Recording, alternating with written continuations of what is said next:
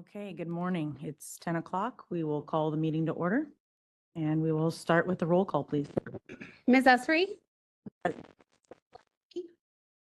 Here. Ms. Buller is absent. Dr. Getkin? Here. Dr. Grant? Here. Dr. Nunez? Here. Ms. Sheffield? Here. Dr. Sullivan is absent. Dr. Waterhouse? Present. We have a quorum. Okay. We will begin with item 2, public comment for items not on the agenda. Is there any public comment from the room?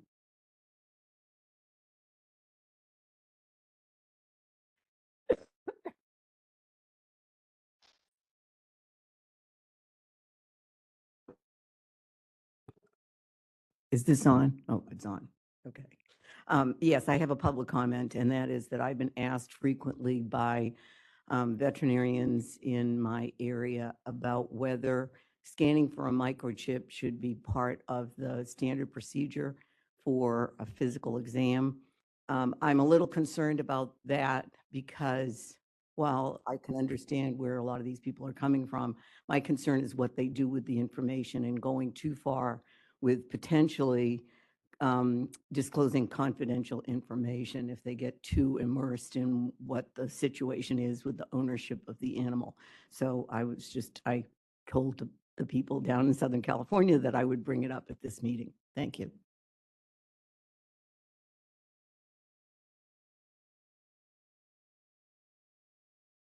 Is there any more comment from the room? Seeing none, moderator, can we please open it up for comment online? All right, we are open for public comment for items not on the agenda.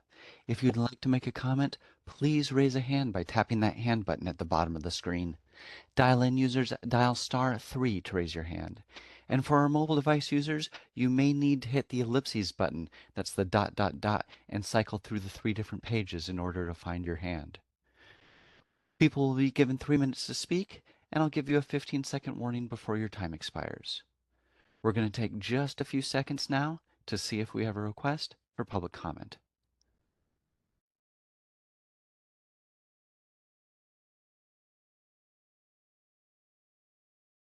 Seeing no request online, do you wish to continue with the agenda?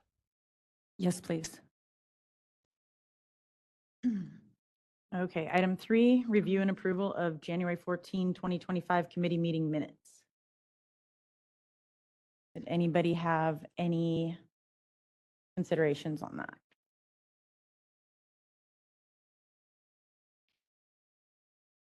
Did you get my minute directions?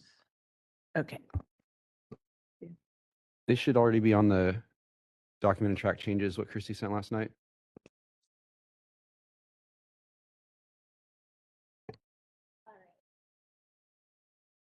So Christy sent us some changes last night to the minutes, and it looks like our team has incorporated them in. So Justin, if you don't mind just going through quickly what her edits were so the members can see them. Yeah, I can tell you it's on page, first one's on page 11 under continuing education, first paragraph, 5th line, adding a D to acknowledged.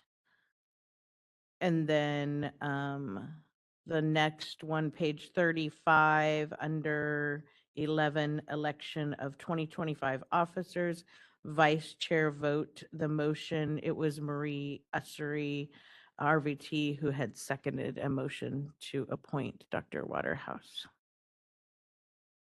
All confirmed by video, so everybody knows I rewatch these over and over again, so.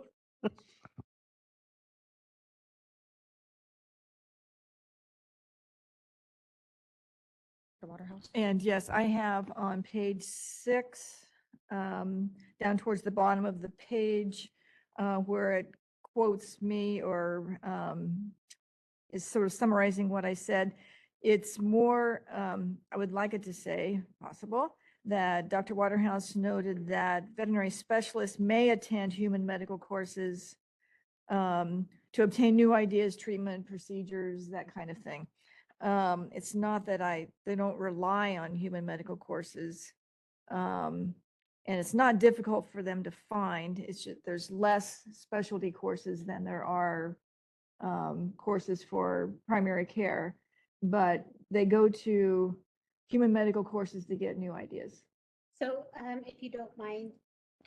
So if you don't mind, you see on the screen in front of you where he's typing. So if you can tell him where you want it. So in the paragraph that starts Dr. Waterhouse, that veterinary specialists may attend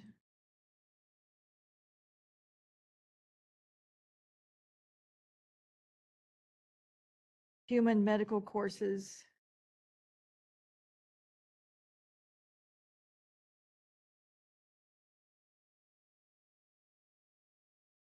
to obtain new ideas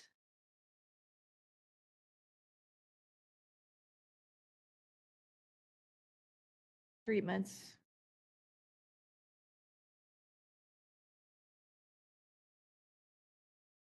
or procedures.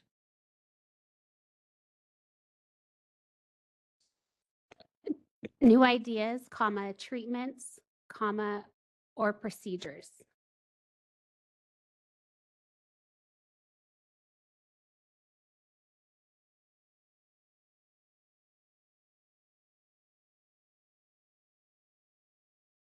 And you can delete the rest of that sentence. You might want to keep, since it is difficult for them to find experts in their field. So delete professionals to provide courses. And I would recommend, since that was not actually stated during the meeting, I think that we need some brackets around courses in the line above. So put a front bracket before courses and an end bracket on the next line after procedures.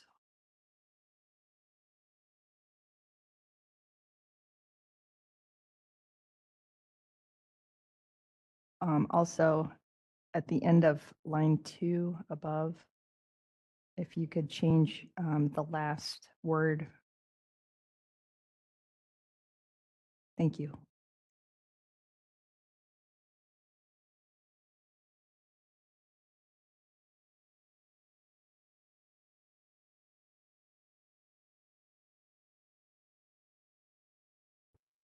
And also on page 20, if we're ready to move on. Under commercial equines, the way it's stated, it implies that we have commercial equines in the US for collecting pregnant mare serum. And Dr. Grant, I think you were speaking about this, but I think you said it was just in Canada. To my knowledge, I didn't know of any in in the state US. or in the United States, but Right. I didn't really know for sure.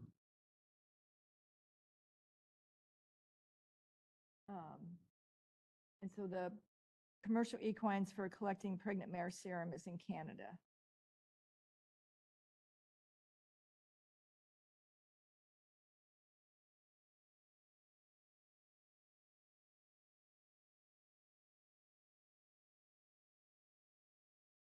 But he's saying he didn't know for sure at the time. So are you wanting a I change to think the the way it minutes? was stated in this meeting was it was in Canada. I think the way it was stated in the, at the last meeting, it took place in Canada. We weren't sure about the US. Okay, so what changes are you requesting to Well, this it's section? implying that it is taking place in the US. It was stated that way, Yeah. if I recollect too, and from rewatching it, it was stated, and I don't know, because I think when reviewing it, I mean, if we just want to put, because this is kind of taken out, out of it, just to summarize it. So for a collection of pregnant mare serum, if maybe you can just put in brackets Canada only, can you do that? Or another proposal would say in US and or Canada, because there's a list of practices, not just the collection, And that way it doesn't commit you to, because Dr. Grant said he doesn't know exactly where it's occurring and where it's not, but and/or would, And that's actually for the urine, but in the state of California, there are some ranches, farms that have horses for the collection of hyperimmune serums. So whether it makes it too confusing or not, but Dr. Waterhouse, would that work? And/or, Then it's act- I don't think so. I guess that's a Tara question, but What's the question? could we just put and/or and cover her concerns? I think that's fine. So insert /or. okay.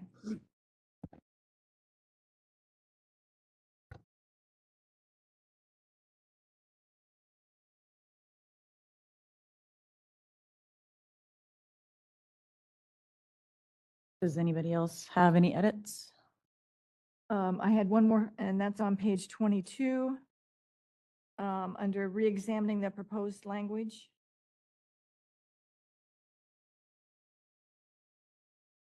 And just trying to be more definitive, I believe this statement I used for profit was discussing dog breeders.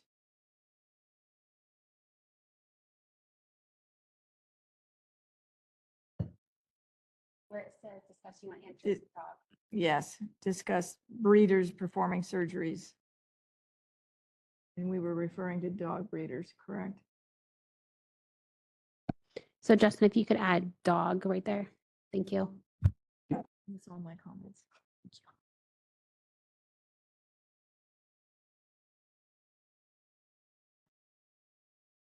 Okay, if there are no further edits, can we get a motion to approve the minutes as amended? So moved. I'll second. Is there any further discussion from the committee? If not, we will open it up to public comment in the room. Seeing none, moderator, will you please open it up for public comment online? WebEx is now open for public comment on the meeting minutes. If you'd like to make a comment, please raise a hand by tapping that hand button at the bottom of the screen. Dial-in users, dial *3 to raise your hand. And as a reminder to our mobile device users, you may need to hit the ellipses button. That's the ... in order to find your hand. We're going to take a few seconds now to see if we have a request for public comment.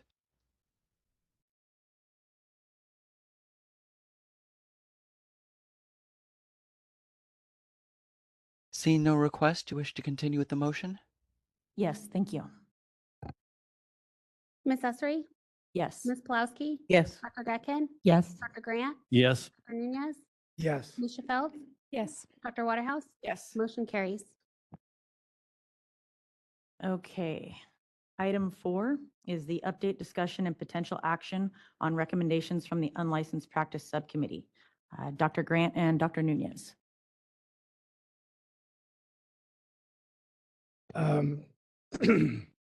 First of all, I'm always impressed with the edits that Dr. Waterhouse and Ms. Pulaski catch on the minutes. I should probably stop watching White Lotus and start watching reruns of board meetings so I can be as proficient as you are. But White Lotus is so good. Um, so you have the memo that I'm sure you all have read. It once again is the longest memo in your package. So, but I won't spend too much time on the history. As you know, this subcommittee was charged, among other things, with the task of pursuing legislation to narrow the scope of license exemptions in BPC 4827 to prevent unintended consequences. In other words, the board has received some complaints of well-intentioned rescue groups and so forth, essentially crossing the line in practicing veterinary medicine and claiming that since they own these animals, that they should fall under the owner exemption. And the committee initially started out with equine practitioners and small animal practitioners. That's in the history, and they had stated some other concerns with unlicensed activities, specifically in the equine community on reproductive services, dental services. Small animal community had similar concerns in regards to non-anesthetic teeth cleaning by grooming salons and also in the breeding world, the dog show world, reproductive services that were being offered by non-licensed practitioners. So that's our history. We initially had a concern with the definition of what was going to remain exempted. In other words, the word animals was going to be removed and was going to be replaced with one's own livestock or food animals. There was some discussion about whether or not wild horses on federal lands should be included under livestock or food animals, but ultimately it was decided to leave it at livestock and food animals. The actual legislation as it stands currently has some definitions. That's on page 7, where we define animals, clients, diagnosis, food animals, livestock, and herds.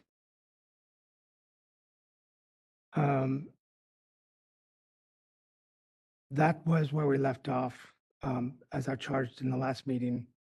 The board tasked the committee to leave the current definition of livestock as is and ask that the MDC work to continue to work with the concerns raised. March 10th, we set a new record for a subcommittee of the MDC in that we had, I believe, 5 Zoom calls in one day. Is that right? So all of our work occurred on one day. And when you have 5 Zoom calls, you have to have 5 different login numbers. You can't use the same one over and over again. So that was challenging for all of us, but we all made it. The first Zoom call was with some members of the food animal community.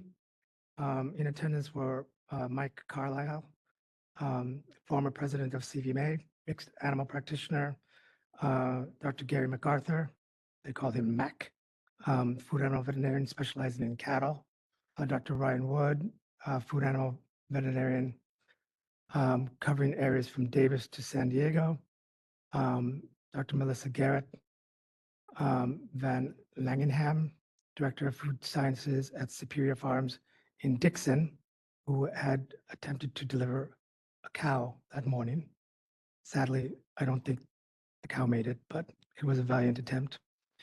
The stakeholders we wanted to have a meeting with them to make sure that they were okay with the current language that we proposed, that it was not going to be a hindrance on the services they need to perform in ranch situations, in large cattle situations, and so forth. They they appreciated the opportunity to comment on the proposal, and they were pleased with it. They didn't have any edits or revisions for us. They were completely fine with the definition of livestock and food animals. And then the call went further to talk about other issues related to unlicensed activity in the food animal world, including the widespread unlicensed reproductive services and pregnancy diagnosis. So in the in the original owner exemption, you can see that reproductive services were allowed if it was an employee of the owner. and it was done gratuitously. But what happens is that once these workers learn how to do these services, then oftentimes they will get equipment or an ultrasound machine and then open up their own business to provide these reproductive services. That seems to be happening quite a lot. So individuals that veterinarians themselves have trained how to perform reproductive services ultimately start running a business providing reproductive services for money. Veterinarians are hesitant to file complaints due to fear of retaliation or conflict of interest. It's a common problem this board has with pursuing complaints. Difficulty in recruiting and retaining food animal veterinarians has been an issue for quite some time. And economic pressures leading to the reliance on unlicensed practitioners was raised. And the high value animals at show circuits create an incentive for unlicensed practice. Some of these steer can fetch a lot of money for their sperm. It's quite alarming. I didn't know they can make that much money doing that. I had mentioned when asked if large-scale ranch horses may qualify as livestock, the stakeholders said that equine should remain separate from the livestock exemption. And when asked for additional ideas to address their various issues, stakeholders were not opposed to the idea of a mid-level practitioner specializes in reproductive services. So that's another topic worth looking into.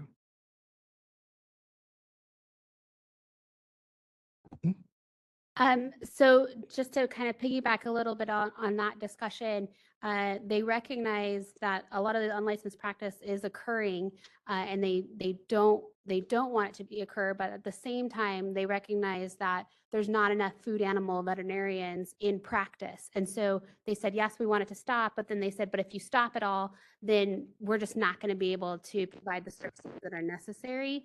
And so that's when the discussion happened with, well, maybe because you have, they know that the people who are doing this predominantly are people that they themselves trained.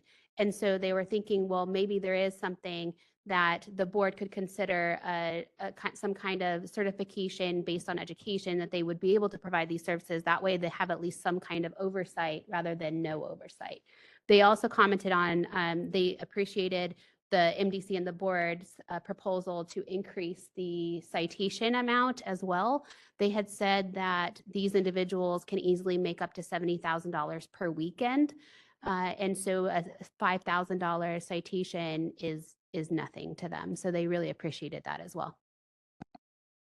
Yes, thank you. On that same day, March 10th, we had another Zoom call with members of the rescue groups and shelter community. Specifically, we met with Dr. Kate Hurley from the Centers of Companion Animal Health at UC Davis. Dr. Hurley had stated her strong opposition to the owner exemption, saying that rescue groups and responsible breeders should be included in the owner exemption because they work with large populations of animals, similar to livestock producers, and they need to make real-time decisions for animals without practical access to one-on-one veterinary relationships. She stated that the proposed changes would adversely affect the rescue group's ability to support the mission of shelters and would lead to underground or informal methods that could reduce oversight, increase the risk to animal health, and negatively affect public health. So we tried to get specifics on the concerns and the realities that the shelter community and the rescue community faces, and how we can work together to propose some solutions. The first concern was that current exemptions allow shelters to administer medications, but not rescue groups. Rescue groups need similar flexibility since they handle large populations of animals under challenging conditions. So we have on page 7, added the definition of a rescue group and have included them in the exemption on page 8.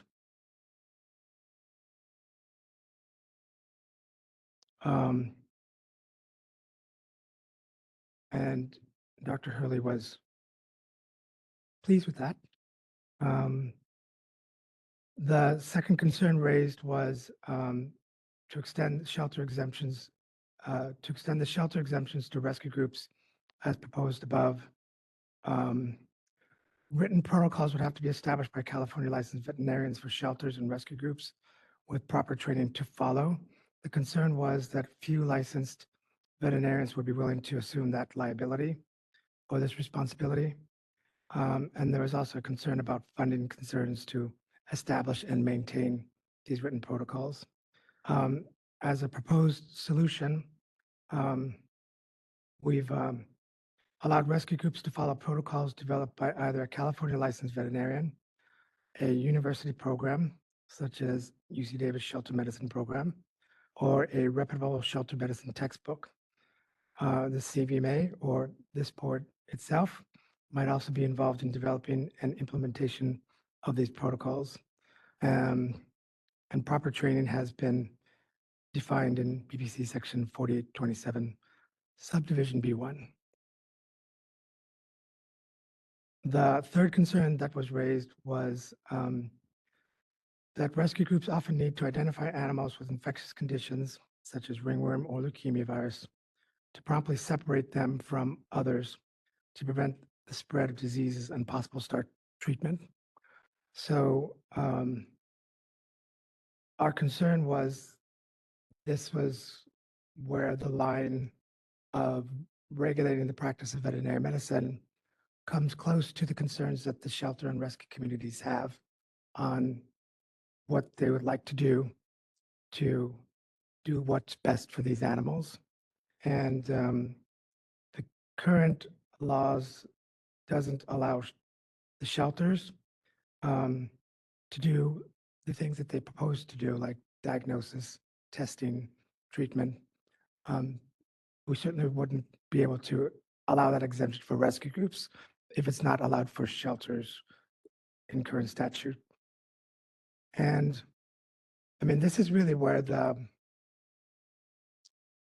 heart of the matter is. I think that the practice of veterinary medicine is regulated for a reason. There, even with the best intentions, harm can be done if you're not properly trained and have the knowledge to provide these services. I recently came up with an example personally. Oftentimes when I see paperwork from clients that bring their newly adopted pet in from a rescue group, they really strongly believe in deworming the pet. So pets get started to be dewormed at 1 week. They get dewormed again at 2 weeks, 3 weeks, 4 weeks. Sometimes they're dewormed every week until they're 12 weeks old, which is an awful lot of deworming. And then also recently, I saw a dog that came in with diarrhea. And usually in that situations, I will run a stool sample to check if there's an infectious cause for that. And for the first time in my career of almost 30 years, the result was not only a hookworm infection, but a multi-drug resistant hookworm infection. I paused and I thought how gross that was.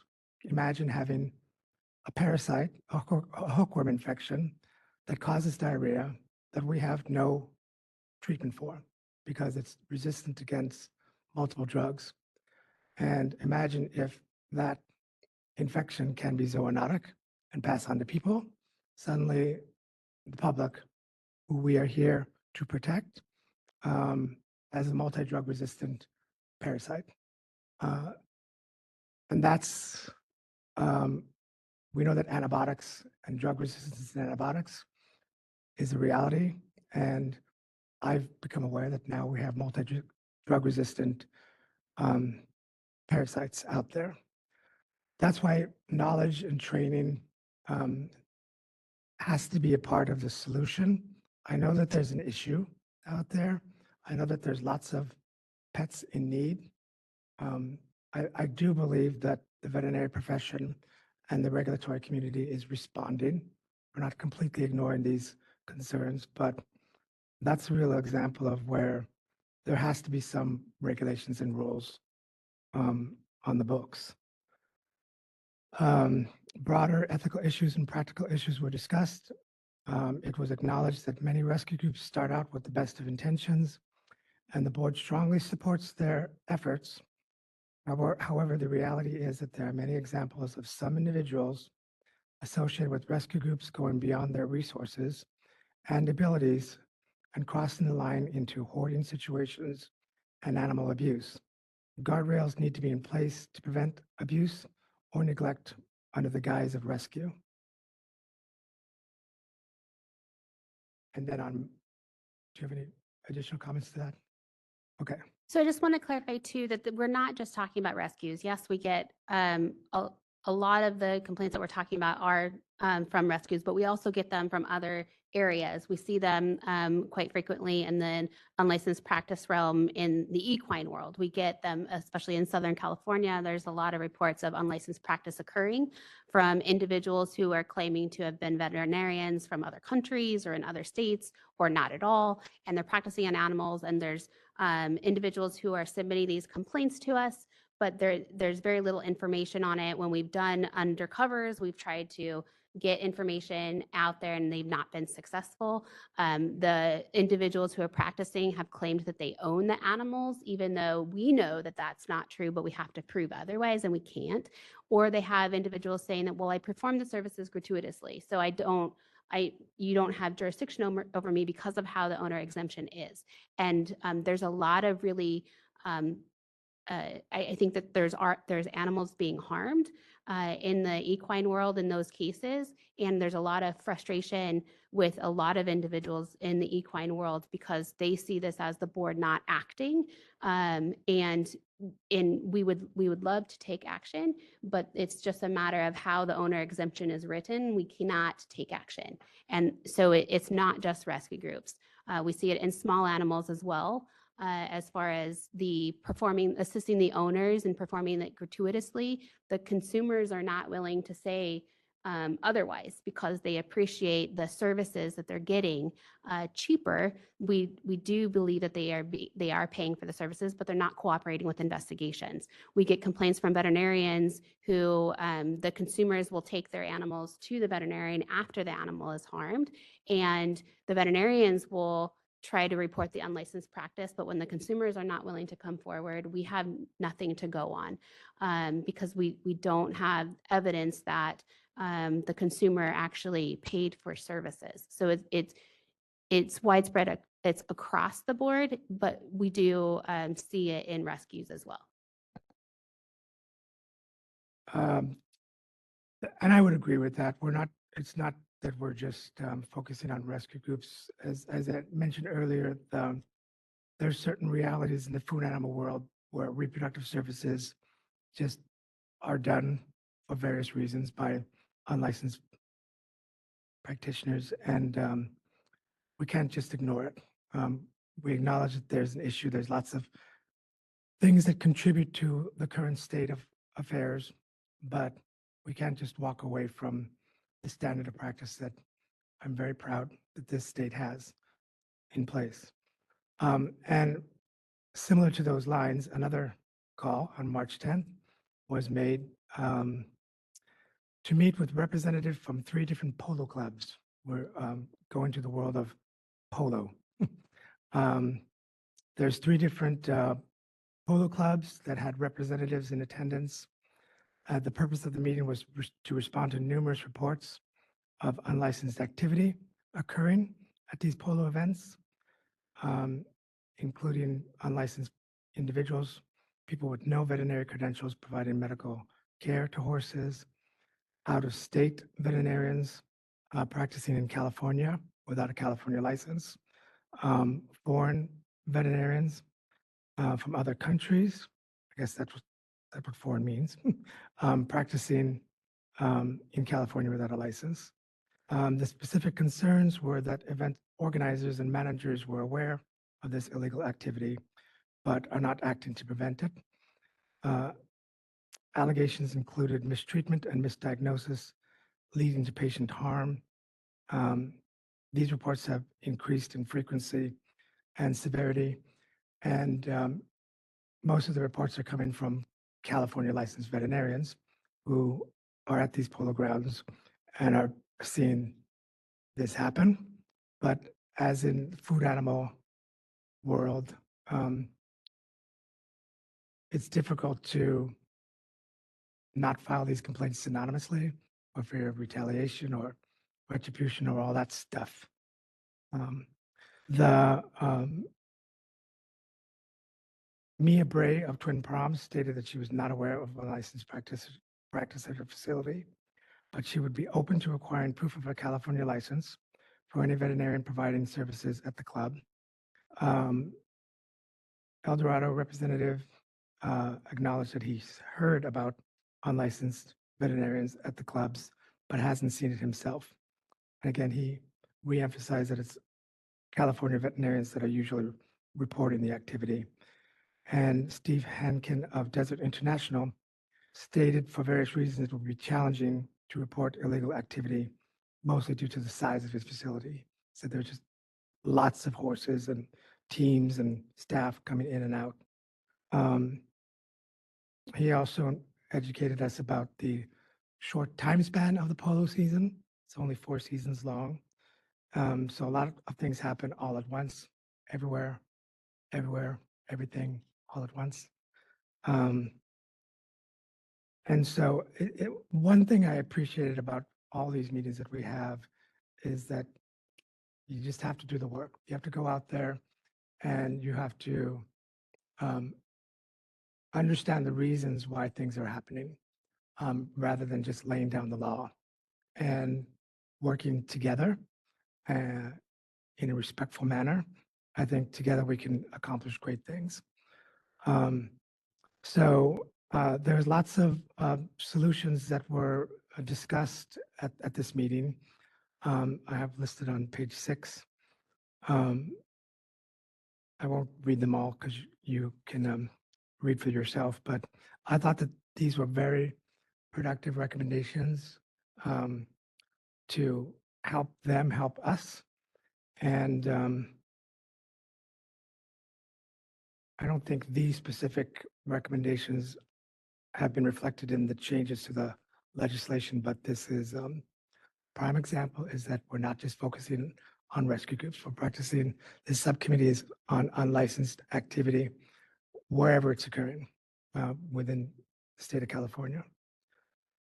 There was another meeting we had on that day that I forgot to put in my memo, but it was a really short meeting with a representative from the California Cattlemen's Association.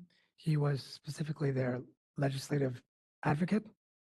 We basically wanted to make sure that they're okay with the proposed changes to the legislation, and he appreciated the call, and didn't have any issues with the way it was currently written. So, like I said, on the next page, you'll see the current version of the legislative proposal. The items that are underlined are the additions. And as I've mentioned, rescue groups have been added there. The owner exemption is no longer to owned animals, but now to livestock or food animals. And there is also some language that talk about written protocols and training and CE requirements that are for this committee's perusal. We also had 2 letters that were submitted from the San Francisco SPCA and also from Cal Animals. Um, it's a tough subject. I get it, and I wish that kinder words were chosen in the letters that were written to us. I wish that people know that we're not bad people. We are all animal lovers. I'm dedicated to veterinary medicine and to the human-animal bond. And I know it's tough. I think that we're responding to their issues in the whole, even on the national level. There's been lots of changes for spectrum of care.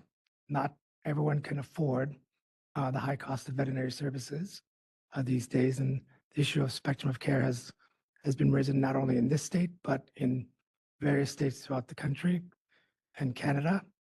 The lack of veterinarians and the sheer need for veterinary services, the topics of mid-level practitioners has been discussed at this board and other boards. CVMA has done tremendous work in spay and neutering, allowing more pets to be spayed and neutered in this state. And it's together we can accomplish a lot more than we can separately. I don't feel the need to go point by point on all the issues that they raise, but let's continue to work together. And at the end of the day, I do believe that there has to be some rules and regulation in place, or else we live in a lawless society. And I always think back on the Sherman Antitrust Act that Tara had written in a memo many years ago. There's a reason why only brain surgeons are allowed to do brain surgery and only veterinarians are allowed to do veterinary medicine, because it's a matter of consumer protection to our patients and to their owners. And that's my report. I just want to clarify too, in the legislative proposal, section E, that's underlying the definition of herd, that's already been approved by the board. It's just showing because it's part of the same law section. So that's not part of this discussion. And then I think Tara had a couple things that she wanted to raise as well.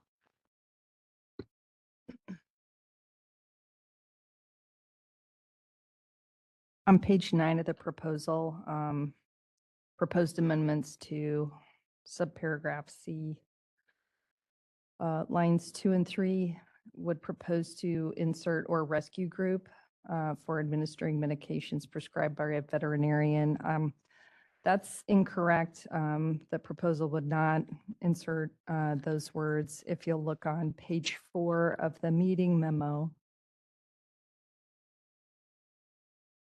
in the first concern, proposed solution, it says notably rescue groups would not be added to subdivision A5C because rescue groups are not registered veterinary premises with a supply of medications that otherwise would be tracked or dispensed pursuant to regulatory requirements. So that's just an error. If the board move forward with, or the MDC move forward with this legislative proposal, it would not include amendments to add or rescue group to subparagraph C. Some other items I am hoping the committee will consider clarifying is on page 8. Well, before you leave page 9, so are we to cross out or rescue groups? Strike Correct. that.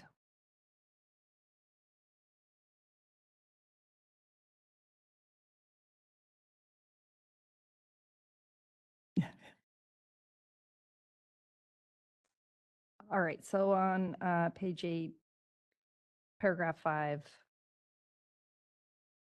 in both subparagraphs A and B, the legislative proposal would add administering pursuant to protocols written by a university veterinary medicine program. And to me, that could be any program in the world. I would remind the committee that most of the time, in terms of reciprocity, the board would only accept licensure in US states, territories, and Canadian provinces. So I'm a little concerned about accepting protocols written by a university veterinary medicine program outside of those accepted jurisdictions. So I would ask the committee to consider clarifying or limiting that provision a bit. Could we add accredited university? Maybe may accredited?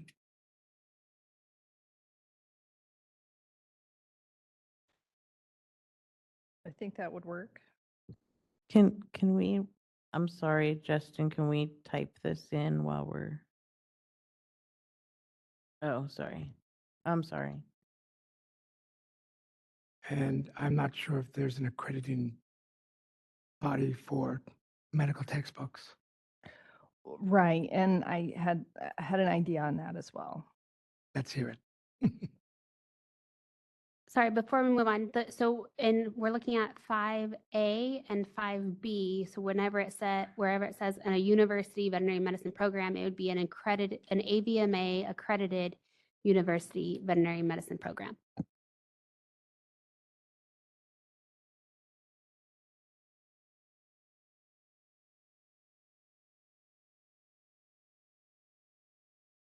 We'd probably have to spell out AVMA, but we can wordsmith that. That's just minor technical.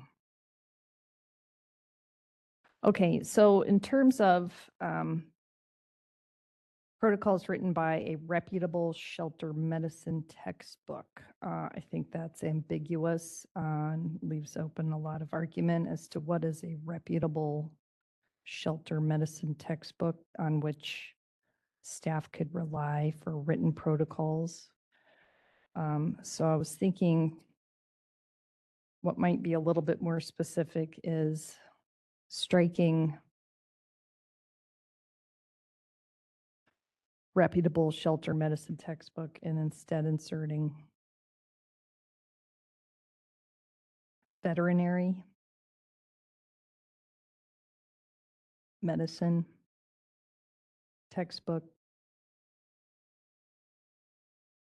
commonly used in California animal shelters. So a little bit more specific to California, but perhaps inclusive enough to allow shelters to rely on protocols written in these types of textbooks that are commonly used. I'm open to other ideas on how to better clarify. I guess just because it's commonly used doesn't necessarily guarantee it's good. Are textbooks peer reviewed like journal articles are? And would that be I have no method idea. of certifying its credibility? I mean, A veterinary medicine textbook, wouldn't it be?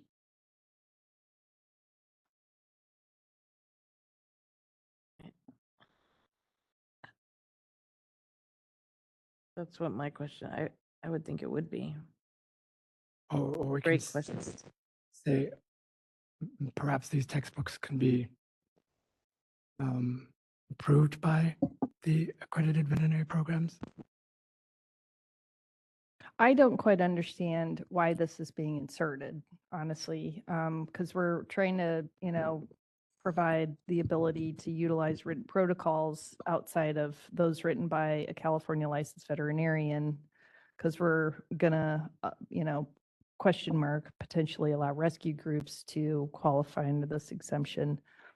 So I'm not really sure what the textbook accomplishes, if that maybe goes too far. I don't know. These are all just questions I'm raising for your And it's a good consideration. point, because if they're looking for resources, they can also go online. Why a textbook specifically? Yeah, Um, and also it has to be current. So how would we define current versus a 1972 publication? In general, textbooks are not being published as much as literature moves online. So I do think that that is pretty open and vague to interpretation. It was written with the intention of trying to help them comply. So that, I think that answers the question why it was in there. But you raised some good points about the credibility of that resource.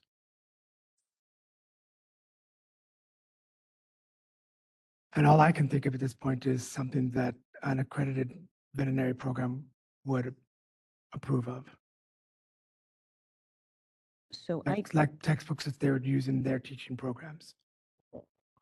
and I Does would that- agree with that. I would think that Corit Shelter medical program is by far at UC Davis the leader in this. Would this could be either an AVMA accredited university or a protocol that any California licensed DVM has looked over and approved, which is coming from that medical knowledge, correct? So I personally would like to leave it at those two. Having a California licensed veterinarian look over a protocol and say this is appropriate. Well, not all California licensed veterinarians would be up to speed with shelter medicine. Correct. But I can also argue that not all shelter textbooks would be up to speed with current California shelter and rescue veterinary needs. Oh, sorry. Quickly, existing law authorizes shelters to utilize written protocols of a veterinarian licensed in this state. We're just kind of Yeah. tweaking that language that currently exists. Can we use peer-reviewed or approved resources? Is that a possibility? Because you forget journals and publications and things. Is that something that we can? How would a rescue group know if it's reviewed? No, that's the problem that we were talking about, peer-reviewed. And we also talked in the memo about the board establishing protocols or CVMA. CVMA can do it.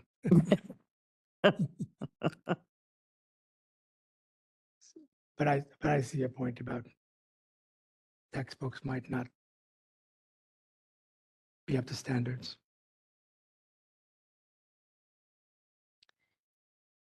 Okay, so do we want to change it to just the California licensed and then an AVMA accredited university? Because if so, we could have Justin make that tweak so you can see what it looks like on the screen. I think that's where we're at. All right. So Justin, it's struck where it says in this state, if you could strike out that, if you delete that comma and then add or.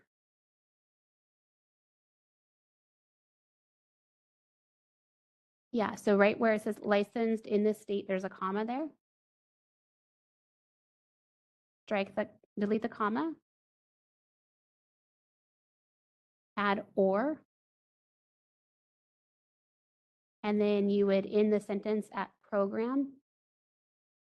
I'm sorry, you don't, yeah. So then not in the sentence, but after program, you would just strike out the rest of that up until the shelters. Yeah. Thank you.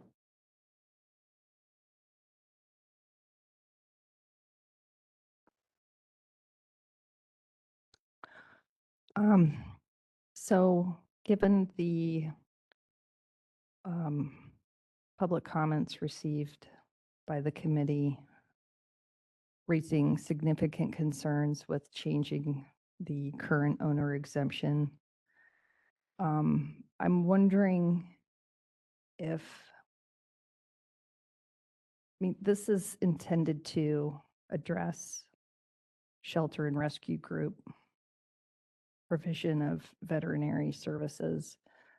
The concerns raised affect owners of the animals outside of the rescue groups. So I'm wondering if the committee wants to discuss those concerns and whether or not it may be more efficient to restructure the ownership exemption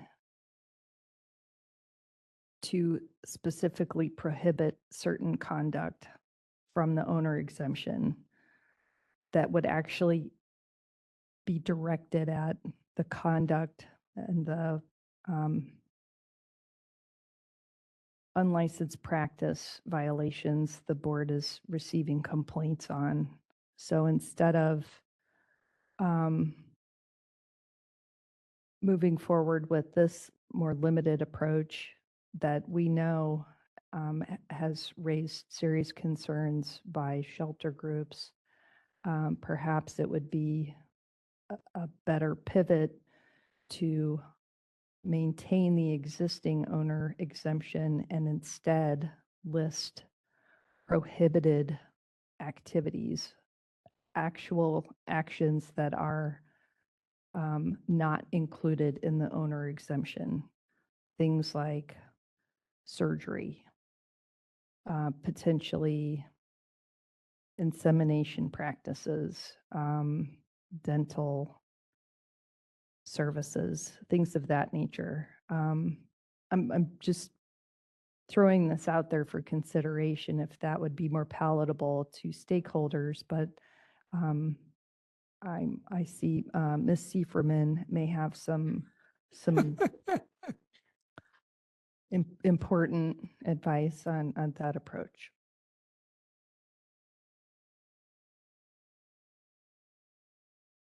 A little different tack to Tara's point of view is why is there not a way to include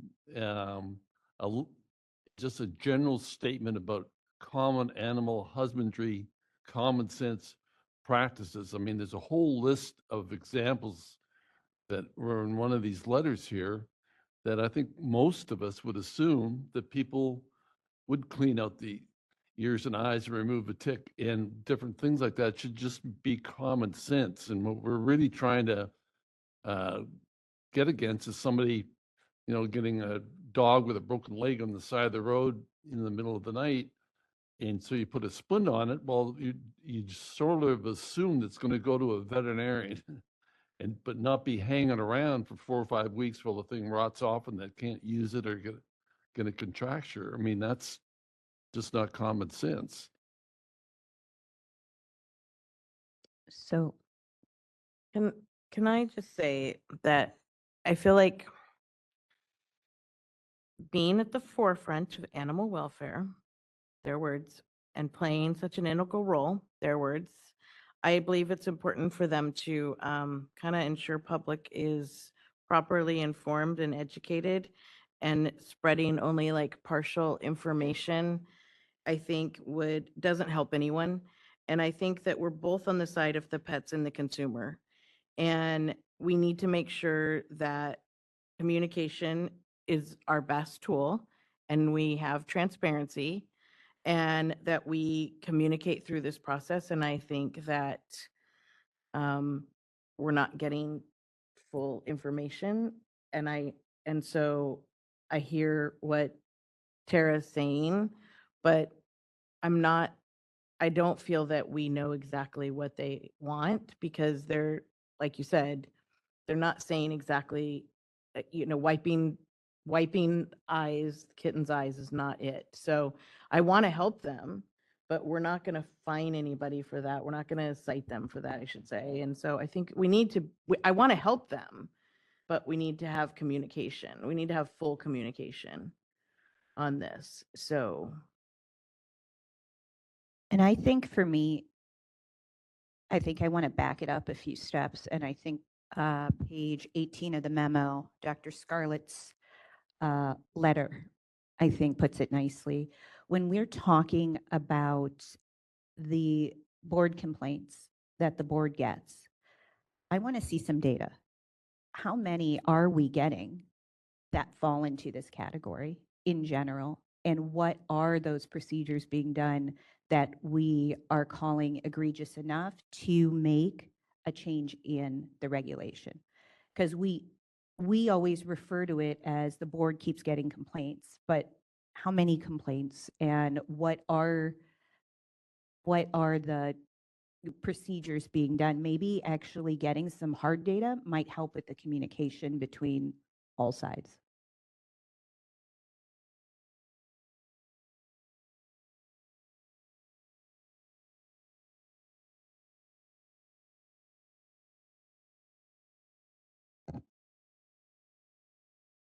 So it's challenging to get that specific in our data because we don't collect data that way.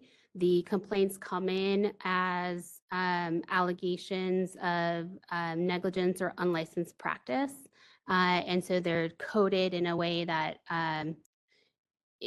as far as type is concerned, and then I mean, we could try, I guess, to go through some searches of things that are mentioned specifically in there. I know of some specific cases that haunt me on a regular basis, but we also have to be careful because when we have complaints that we have not taken action on, they're not public information, so we cannot disclose them. And that's what makes it really challenging. I would love nothing more than to provide the complaints that we've received and the videos and the photos and the things that have happened, but we can't. But we can look into some specific data to see what we can come up with, but it is very challenging and will be very time consuming because our data isn't that specific when it comes to what we collect. And again, this is something that the board had put in their strategic plan as a directive to the MDC to look at changing the owner exemption to narrow it to its intended purpose. So that was the direction from the board. So we can try to obtain more specific numbers. We won't be able to show you the cases because we can't. and we've said over and over again that these people don't pursue action for various reasons because they have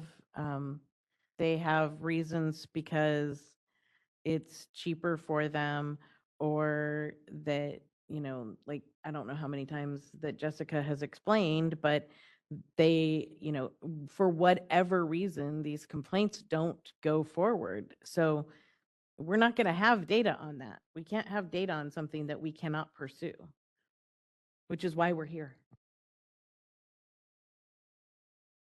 And a comment was made on what is it that they want.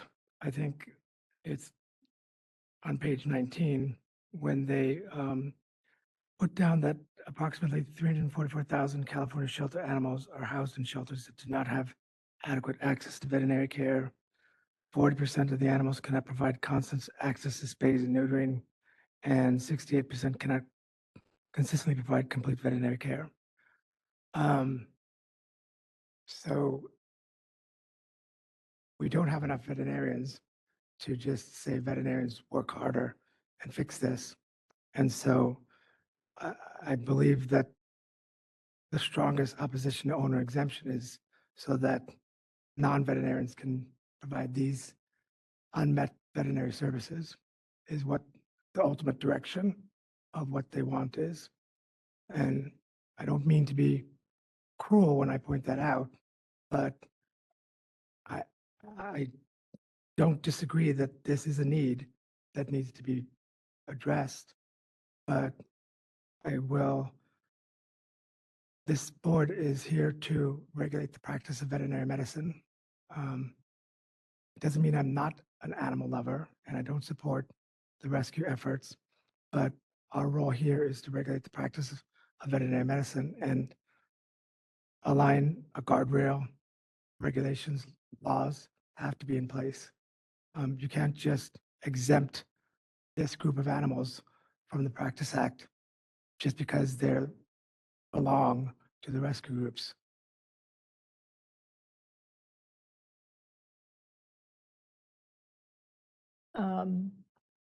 I agree. Thank you, Dr. Nunez, for all that hard work, Dr. Grant. And what I know of the board staff is they work hard and I believe them when they say they have this overview of what's happening. I know Jessica works very hard. She's got enough to do without taking on this enormous task for no reason. And so I believe that we should go forward with this.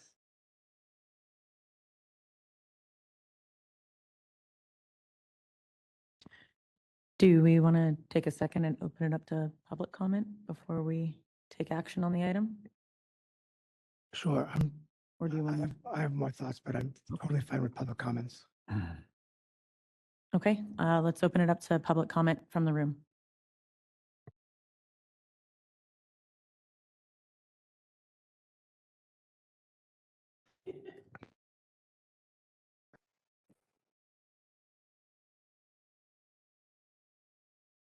Good morning, Grant Miller, Regulatory Director at the California Veterinary Medical Association. I would just like to add to the conversation relating to page 8, paragraph 5, sections A and B, where you were discussing the sources by which these protocols could be derived. The big player in that room that I think is being overlooked is the American Association of Shelter Veterinarians. They have not a textbook, but a publication. That might be what you're looking for in terms of your terminology. They have a publication that provides basically standard of care protocols for shelters. This one that I'm looking at on my screen is in its 2nd edition. It's available for free on their website. And I just turned to the section relating to vaccines. They have a very nice table that shows the core vaccines, when they should be given, and also when they should be boosted. And then they have a section about elective vaccines.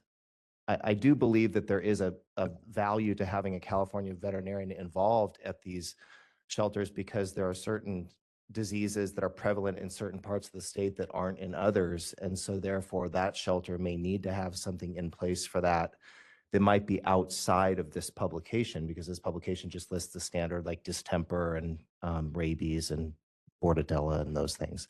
So as you're going through, you might want to consider adding a state or national Shelter Medicine Association publication as one of your sources for potential protocols. Thank you.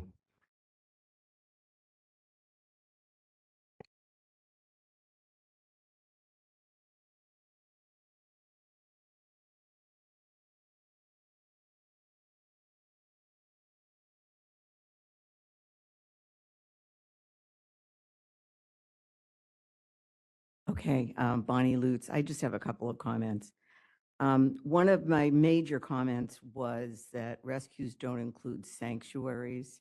And I happen to be involved with a very large, well, a very well-run sanctuary in Laguna Beach. And the definition of a rescue group did not include sanctuaries.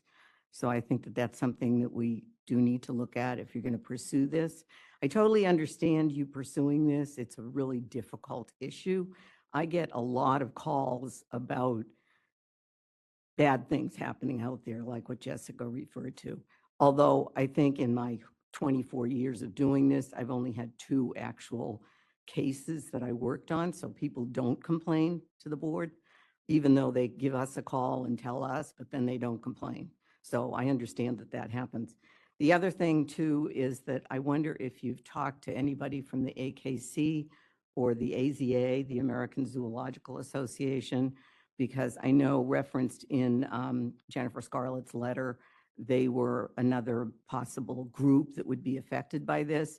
And I also happen to know some really top quality dog breeders who, while they probably cross the line, they don't cross the line as much as the low quality dog breeders. So that's another difficult issue that you're dealing with.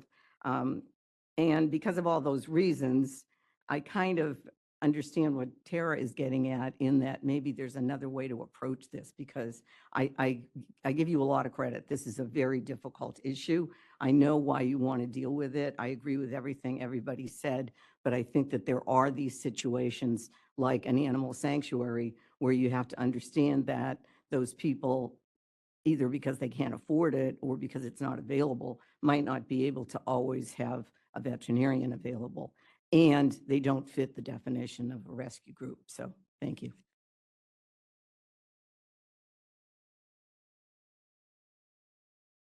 Seeing no further comment from the room, moderator, can we please open up online for public comment?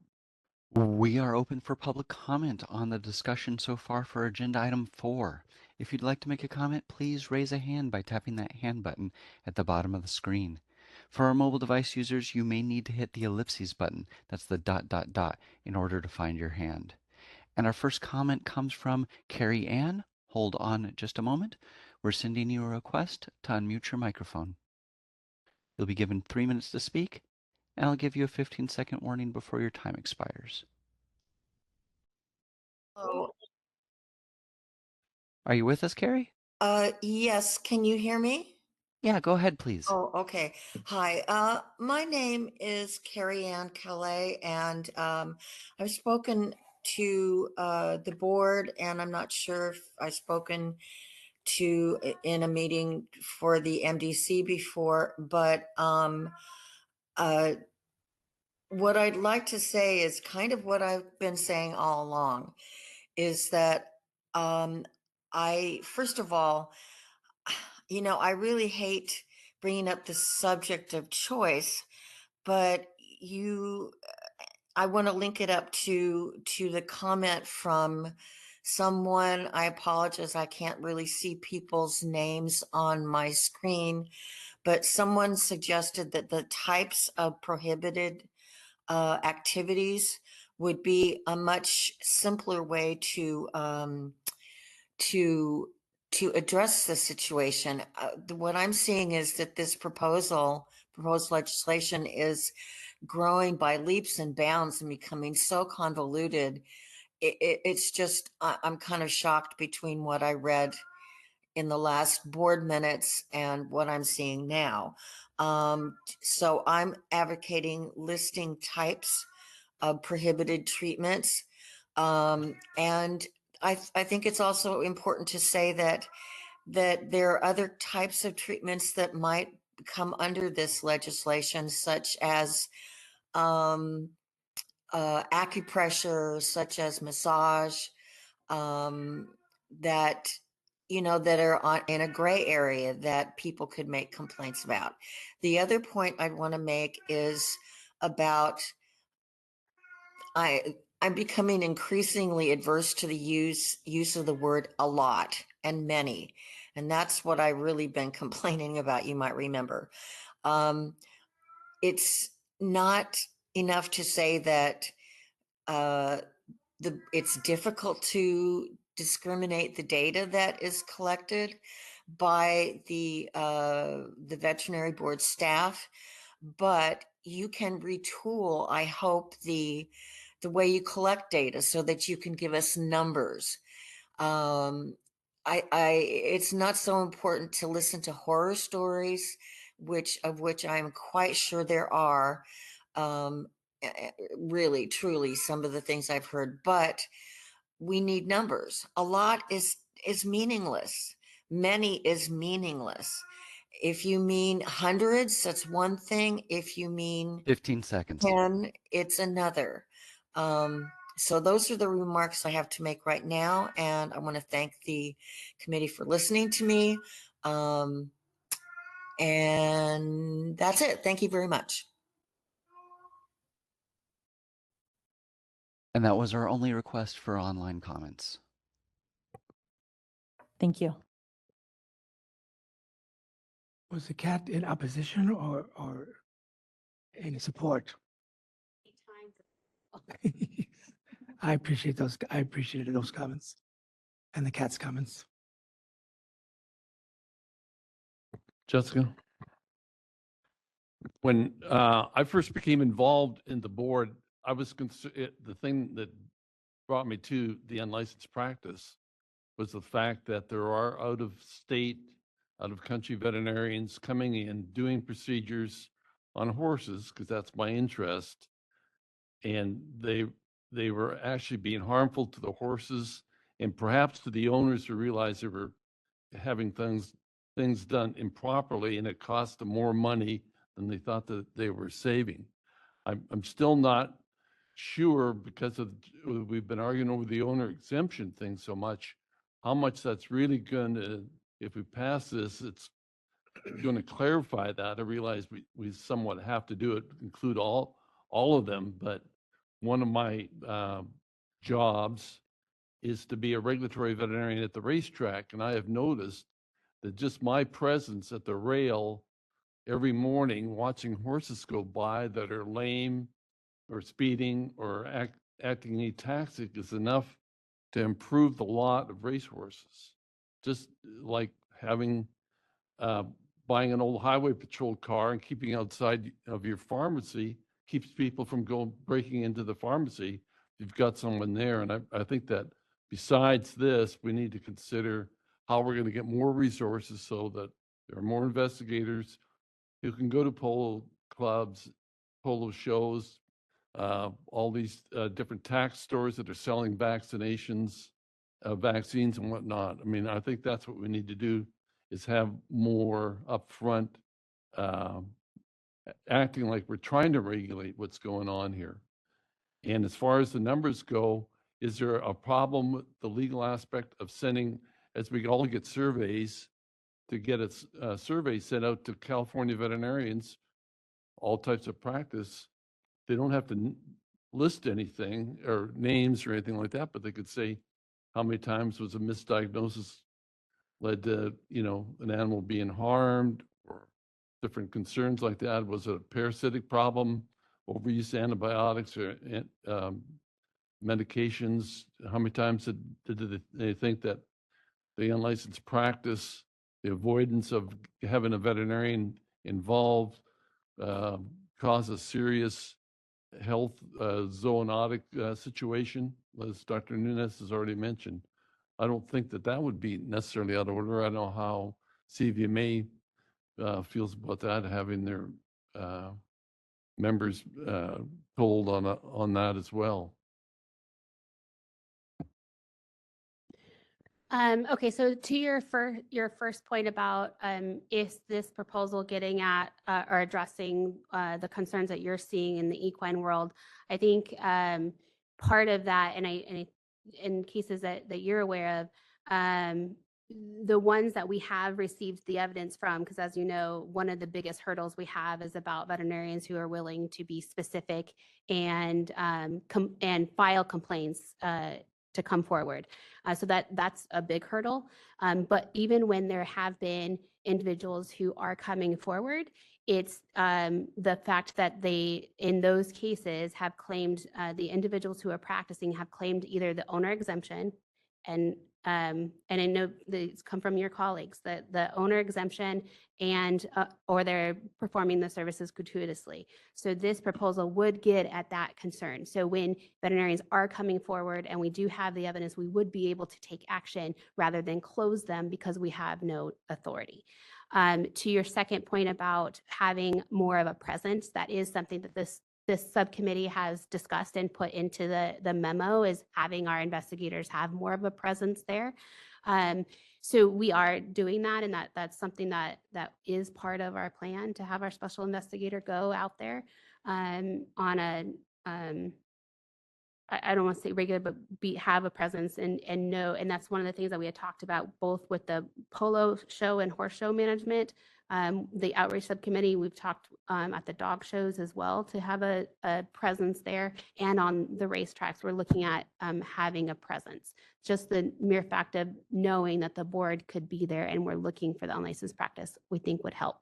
As far as getting more information from all the licensees, I think the more information, the better. That is what the subcommittee did. Met with small animal, large animal, food animal, the Cattlemen's Association, CDFA, to all hear from all facets of the profession what you're seeing in unlicensed practice. And it was across the board happening. So I think the subcommittee has a good understanding of what is occurring. It's just what can we do about it?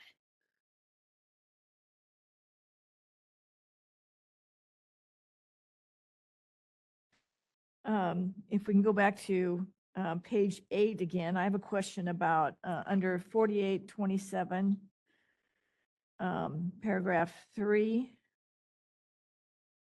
Do we mean to include equine in between livestock and food animals?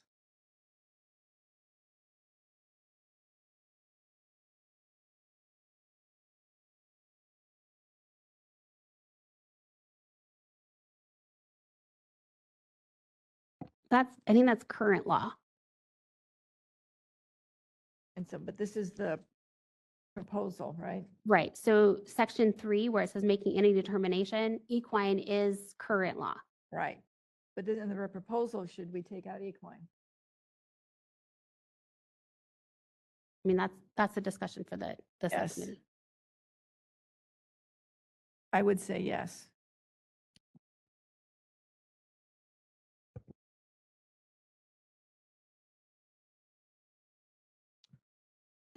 What would be the rationale to strike Yeah, equine? I'm not sure. I mean, these are, Because we're not including equine in any other time along with livestock and food animals. And Dr. Grant can speak to this better than I can, but knowing that doing a rectal on a horse is a lot different than doing it on a cow. well, the equine practitioners say that, there are employees that do these inseminations and pregnancy checks and so forth while they're employed by the owner of the horses. But once they form their own business and providing these reproductive services, that's where they start practicing unlicensed activity. By removing it from this section, I don't think it's necessary. And I don't see a benefit of removing it from this section. If they do it outside of their employment, the owner, and provide reproductive services, that's unlicensed activity. I don't see the benefit of removing it here. So this says that anybody doing insemination work on any livestock or food animal or horse can also do a rectal and check for pregnancy. If they are employed by the bona fide owner of the horse. So 3 is separate than the owner Separate. exemption, but it also is providing no charges made for this determination as well. So it's not just the service, it's no charges made, but it is separate from the owner exemption. Yeah. But I'd also point out that this is just making a determination as to the status. This is not necessarily authorizing the insemination itself. This is specific to making the determination of the status. Which, Dr. Grant, that means doing a rectal on this horse? Yes. Yes. Or, And then doing a rectal on or a you horse could possibly do an ultrasound, but that involves equipment, a expensive diagnosis equipment. too. Yeah. And the thing that one of the number one charges or causes for AVMA liability are rectal exam mishaps. Having had my one in my career, it's enough to haunt you the rest of your career having it done. And if we're trying to protect consumers and their animals, doing rectals on horses, and this would imply that it's okay for them to do rectals on horses, and I think should not be even implied. Thank you, Dr. Grant. Dr. Nunez? So, fair point. and I'm not leaving it yet, but to address Tara's thought of approaching it differently by not changing the word animals to livestock and food animals, but making a list of practices that you can't do ever without a license. I mean, this rectal exam to determine pregnancy or fertility can be on that list if we choose to go in that direction. It would be a really hard list to make, I would think, because a person could say, well, we already defined what the practice of veterinary medicine is. And now if we make another list of, this is a more specific example of practicing veterinary medicine, then if I'm doing something that's not on that list, but is still practicing veterinary medicine, can they get away with it? Because now we have like a list of activities that, and who does that list apply to? Is that apply to everyone, including owners that are not part of a rescue group? Is that what that list would apply to? Yeah, it would be the new owner exemption would allow owners to do what they can currently do. But then the idea is that there's, specific exemptions from that. So things like, I think, surgery, if we're talking, I don't know, but perhaps insemination, dental surgeries or, or dental practices, things that you already know is occurring by certain groups that the board receives complaints on that needs to stop. Okay, It seems like to address the stakeholder concerns you continue to receive from particularly shelter groups, okay. you either list everything that's allowed, like farrier, all kinds of, practices that are okay, or you list what's not allowed under the owner exemption. It seems like it's one or the other. But if you're trying to limit the scope of the existing owner exemption, that's it. You need to pick a path. Yeah, I mean, my initial thought is that the latter would be easier of what's not allowed. And although I don't agree with the comments of the letters that this action will result in the death of hundreds of thousands of animals, I just don't agree with that. I do acknowledge that they're probably not going to back down. And if we did take a different approach to Jessica, I asked, would that allow us to address the violations that are occurring if we had a list of practices that they cannot be allowed to do? Would that address the various complaints that we're getting? I guess it depends on what's in this list. But similar to what you were getting at before, making lists concerns me because you do risk things that are left out that are not thinking about at the time. So there's just the overall concern about specificity in lists. But at this point, I'll take what I can get because any improvement to what's happening is better than no improvement. But I wouldn't say it's just surgeries. We have cases where continued treatment has been provided, where it was clear it should have either stopped or been taken to a veterinarian. So it's not just surgeries, but I guess it just depends on what's in that On the list. Yeah. But something is better than nothing right now.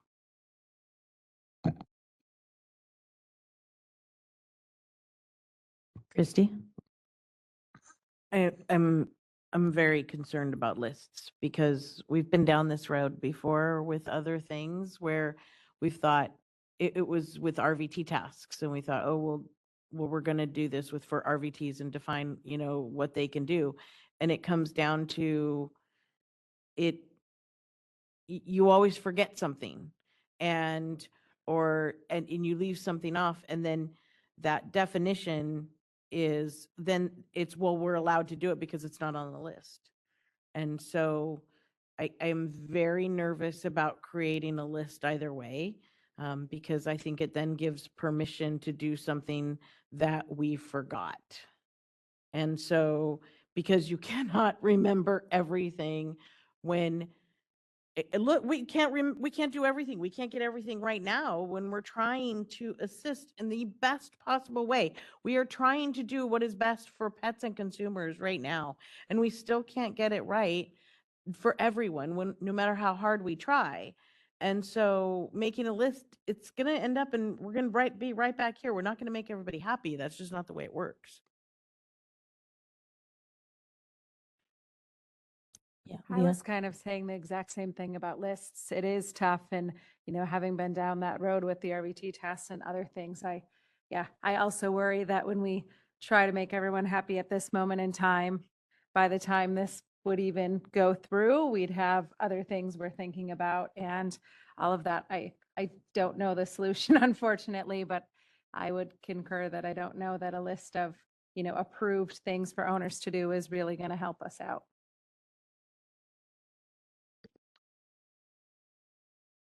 So, going back to the legislative proposal, that's on page 7. First of all, I always appreciate Dr. Waterhouse's boldness when she commented, let's just go forward, move forward with this. You're the most bold of us all. Oh. You always have been. So we struck out the textbook. And what page was that? That was Page 8. yeah, we struck out reputable shelter medical textbook. I like Dr. Grant's idea of allowing the American Association of Shelter Medicine. Dr. Miller. Dr. Miller, Grant Miller.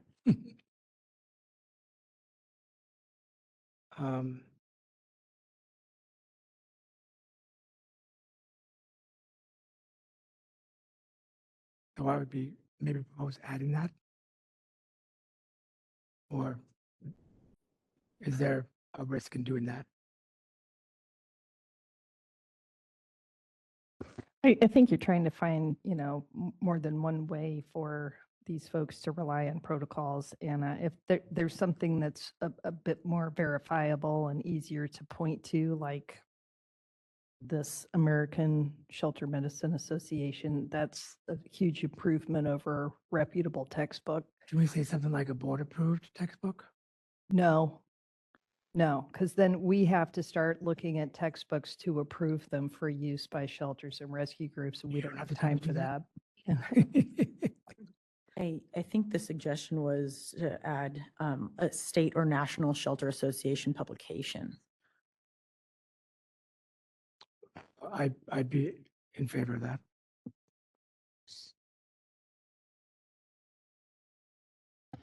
So can we add, or a publication from the Association of Shelter Veterinarians? Yeah.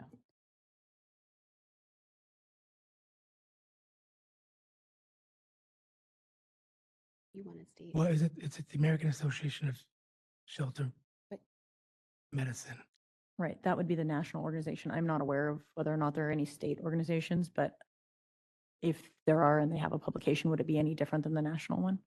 Yeah. So is it added in the language? It's on the screen?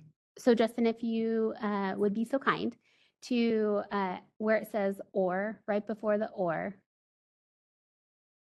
we'll put the comma back in before the or. Yeah, thank you. The Oxford comma. A state or national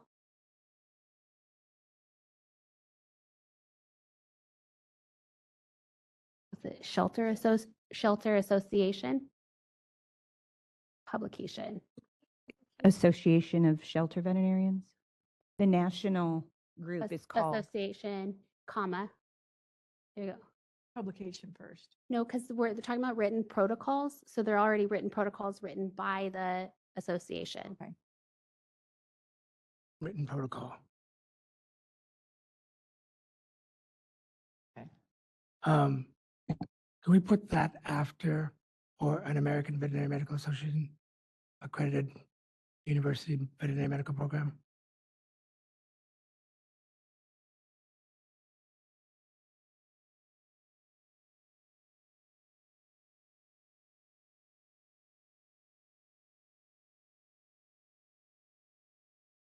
So,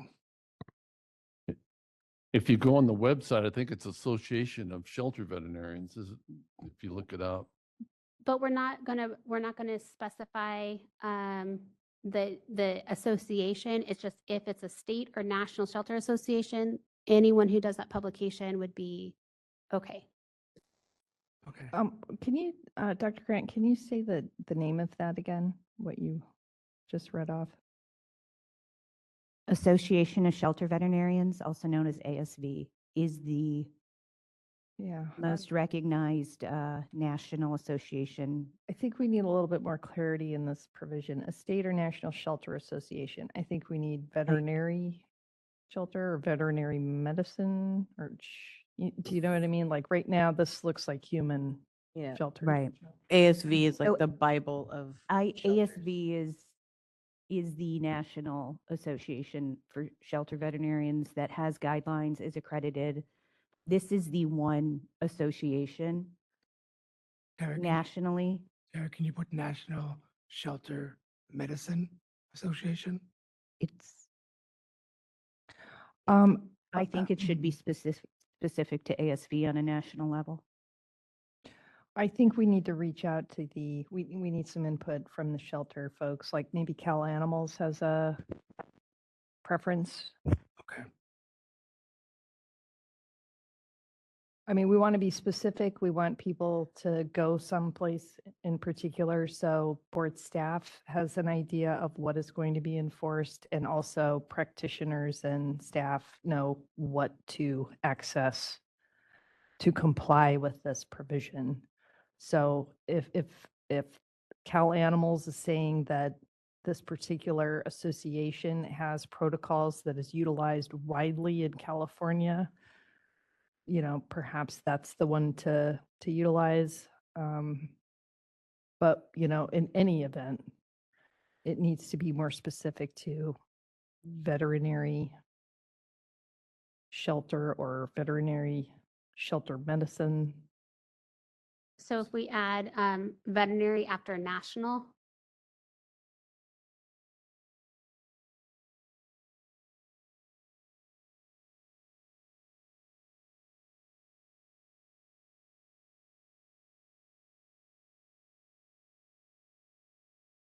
you want it after shelter?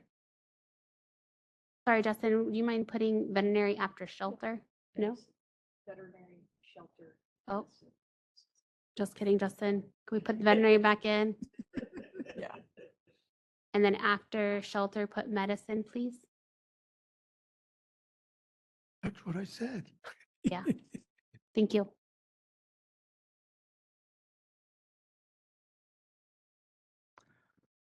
Okay. Motion to approve. So, Justin, if you wouldn't mind, we would need to take the same edits from A and put them in B.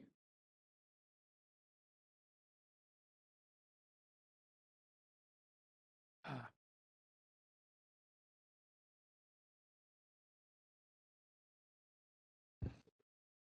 Just before you copy it, the or should go in front of estate now as well. Like it says, or, yeah, there you go. And And strike that's- it from, yep.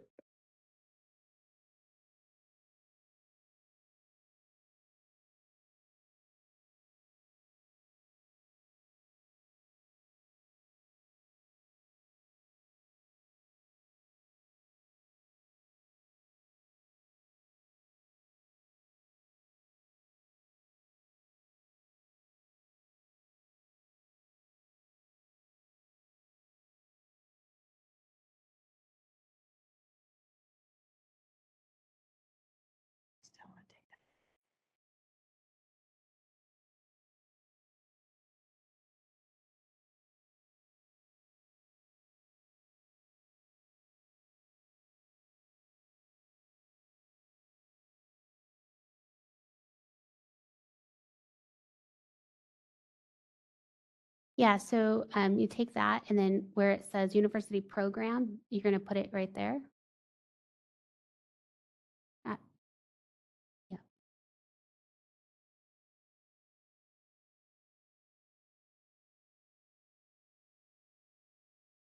And then you're going to strike out or reputable shelter medicine textbook.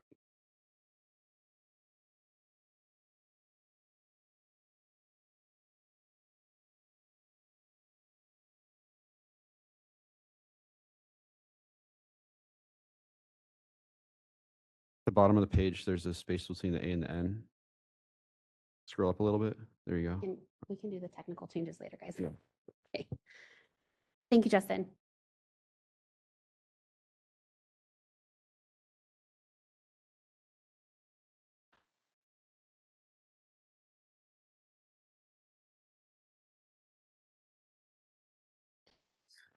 The Waterhouse, did you still have something to add? Yes, so I'd like to go back to 4827, that third paragraph, and I'd like to take out equine.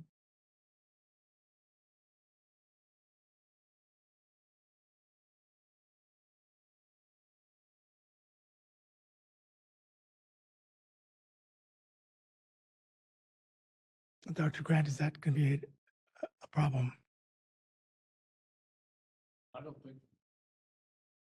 I don't think it'd be a problem. I mean, I'm familiar with some large quarter horse ranches, and the veterinarian still does all the rectals and ultrasounds on it. I don't think it's going to cut down on the level of good animal care. So when we, if that's the prerogative of the MDC to strike equine, if we could just get more specificity from the committee on why we're striking equine, what's the consumer protection animal harm that's occurring, that why we would want to strike equine. That's just what we have to be able to tell the board and subsequently the legislature. I don't have a problem with leaving it in for cows and such. But as I mentioned, doing a rectal on a horse is a lot different than doing a rectal on a cow.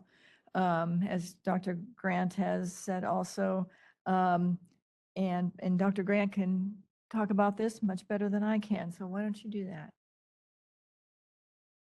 You want to come up with wording why we're taking this out, or you want to say that to the board meeting tomorrow?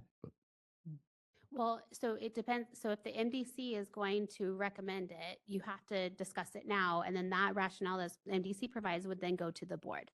So, and just saying that it's different how, what's the harm that's occurring to take equine out? It's Well, just what we would need to do. The potential harm in doing pregnancy evaluation and sterility or infertility on horses involves a rectal examination, either manually and manually plus ultrasound, and it is a dangerous technique. It needs to be done by trained personnel, and it's harmful to both the operator and the animal and the owner.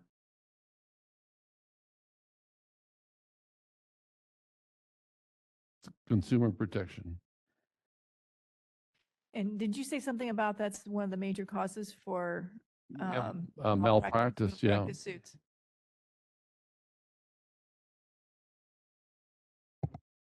So would the subcommittee like to propose to strike that? Is that the consensus? That's the reason for myself and Dr. Waterhouse's suggestion to strike the equine out of there. And I am not convinced yet. I would like to hear from our stakeholders. I think we've had some very productive meetings with them and see what their opinions is on striking that.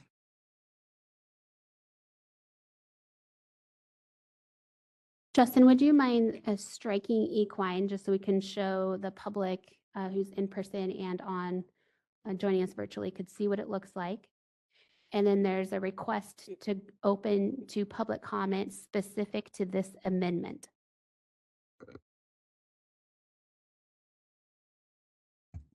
Okay, so we'll go ahead and open it up to public comment in the room.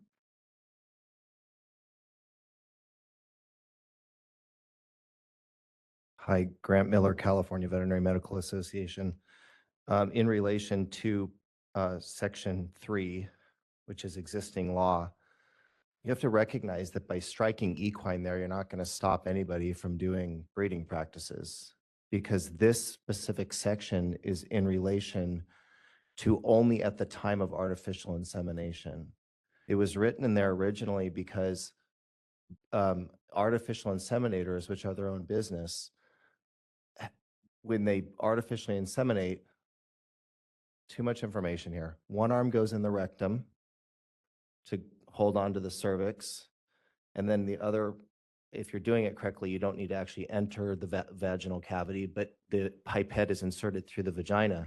If at the time that the artificial inseminator goes in there and feels a fetus, putting something through the cervix would cause abortion of the fetus likely. So then that inseminator needed protection in the law to be able to make a diagnosis of pregnancy to tell the owner, hey, your mare, cow, whatever animal is already pregnant. I can't put this semen into it because you already have a live baby in there. That's all that number 3 does. By taking equine out of that, you're just eliminating their ability to do that at the time of insemination. It doesn't change anything in relation to the entire spectrum of equine breeding. Thank you.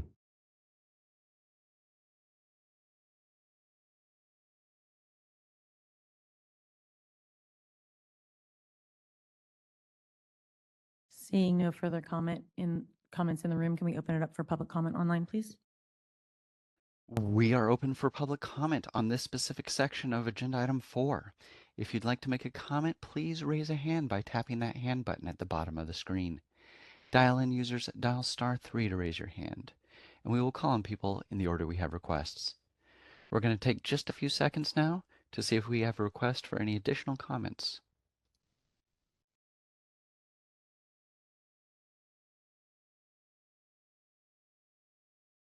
Seeing no additional requests, do we wish to continue with the meeting? Yes, thank you. Okay, I think since we haven't taken a break yet, let's take a quick 5-minute break and then we'll come back to this after.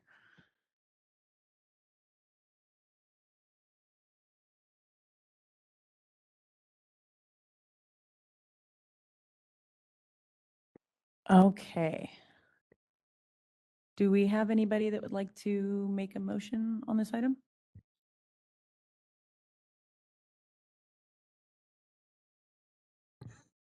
I will just say, I don't know that I am in favor of removing equine before we go that route.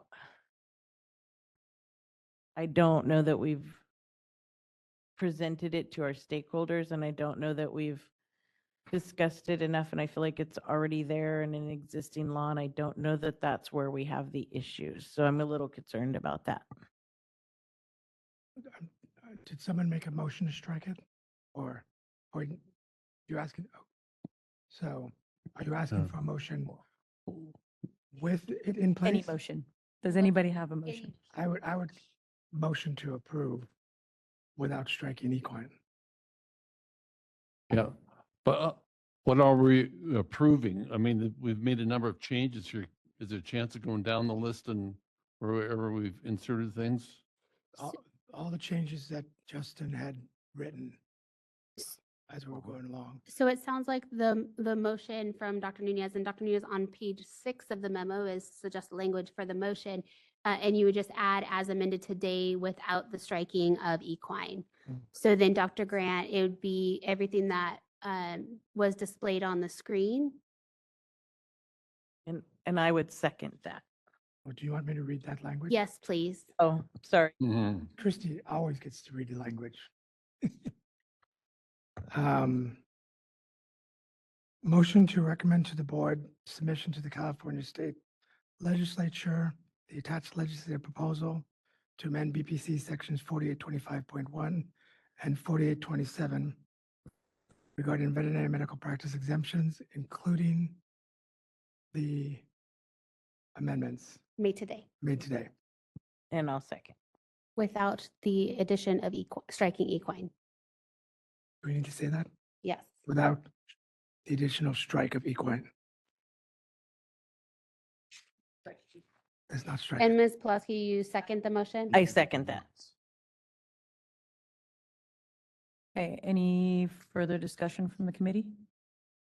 Yeah, I'm still, I think there's different parts of this that may be in favor of and some I may not be. What am I voting on? If I want to vote no on one, So, Justin, if you wouldn't mind going to the, what you were displaying, the proposal with the amendments made today.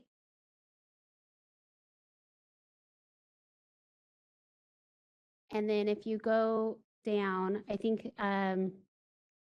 the only amendments that were made today were related to who's writing the written protocols. And so it was in A and B. And then also, Justin, if you wouldn't mind going down to C, where it says or rescue group, that was also struck. That was unintentionally added. And so those are the amendments that were made today.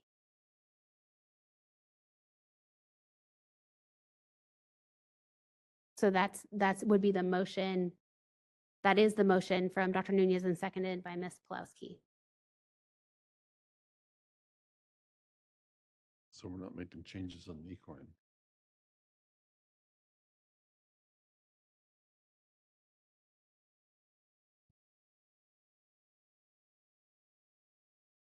Are we all good with that? Any further discussion? If not, I'll open it up to public comment from the room.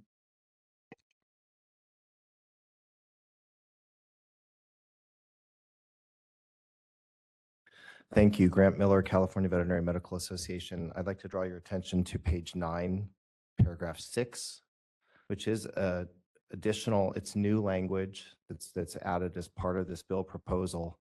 I think I understand the intent of the language, but I believe that the devil is in the details, as we've seen with so many illegal practitioners who are, utilizing this section to do certain things.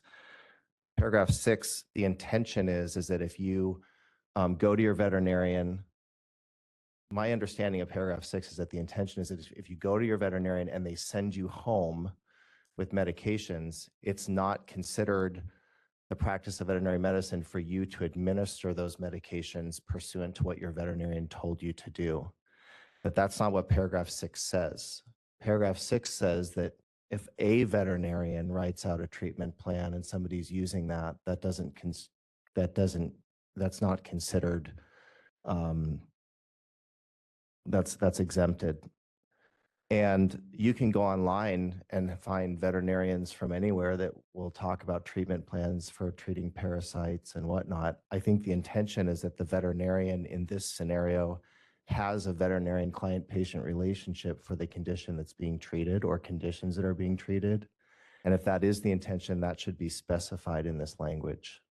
If it's not the intention, then so be it. But I believe that that was the intent when this was written. Thank you.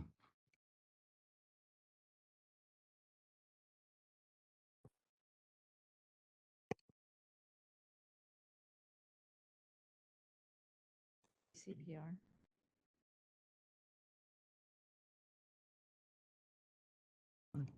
Is it on now? Yes. Okay. Two comments. I wanted to also support what Dr. Miller just said, because my issue about sanctuaries is that, again, that might be something that would apply to them. And then also on sanctuaries, I would request that you maybe tailor the definition of a rescue group so that it would include a sanctuary, because the sanctuaries do not sell or place the animals, and they don't get them from shelters. So they do get them from owners. So paragraphs would apply, but the definition of rescue would apply, except that they don't bring them in to place them. They bring them in to keep them.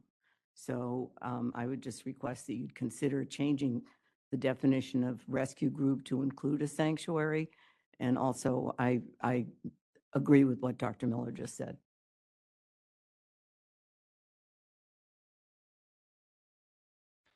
Seeing no further public comment in the room, moderator, would you please open it up online? We are open for public comment on the motion for agenda item 4. If you'd like to make a comment, please raise a hand by tapping that hand button at the bottom of the screen. For our mobile device users, you may need to hit the ellipses button, that's the ... and cycle through the 3 different pages in order to find your hand. We're going to take a few seconds now to see if we have a request for public comment.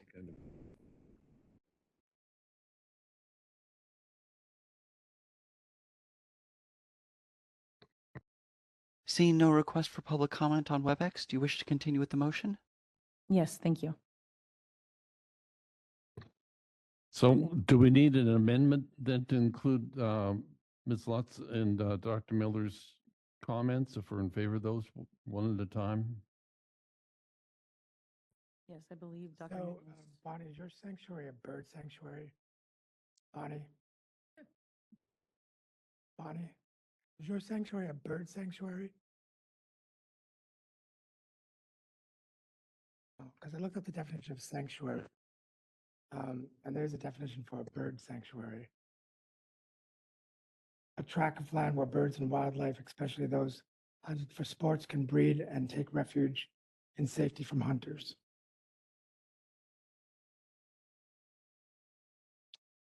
If we wanted to add it, that's the definition.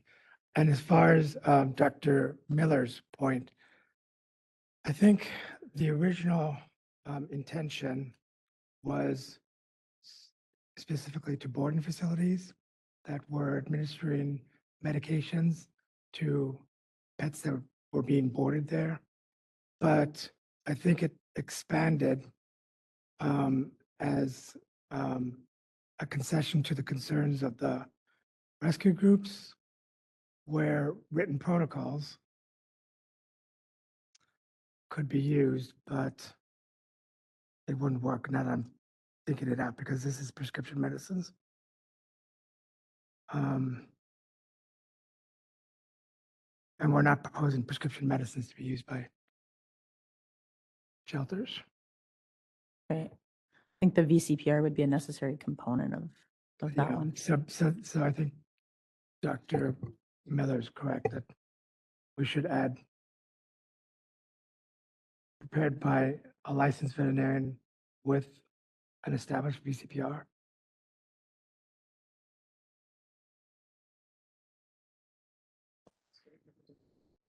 So how about, because it's noon, what we could do is if we have a consensus from the MDC that you would like to incorporate the suggestions from public comment just now, we can take a break for lunch. We could type something up and then display it on the screen when we come back. Or we can try to do it right now. It's up to you. Oh, We're there. I think all we're for a there. break. What? Dr. Waterhouse wants to go full speed ahead. Go for it. I want to go to lunch. Okay, so let's break for lunch and give staff some time to incorporate the public comment so that everybody can view it before we vote on it. Come back at 1 o'clock. We'll be back at 1 o'clock.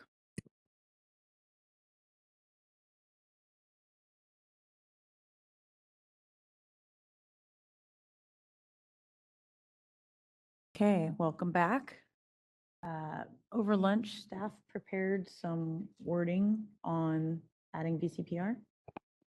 By staff, Tara, went over and helped with some language to address the public comments concerning the tying the administration of prescription medications to the veterinarian within the VCPR.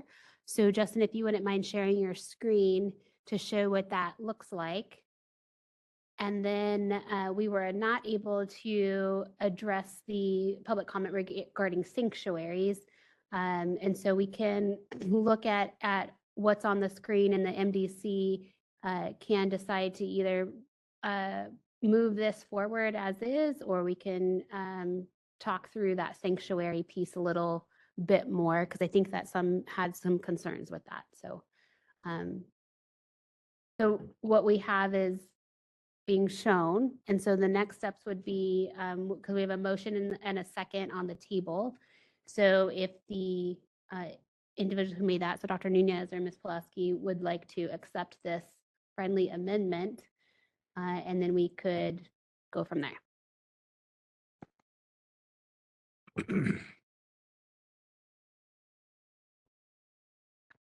Okay, so one question I have is in paragraph 6 on line 4, where it says administering a prescription drug or medication. I'm wondering if we need to be particular about what can be administered to the animal under this exemption. So do you think we need to remove and insert so administering the prescription drug or medication? That way it's a little bit more tied to the written treatment plan.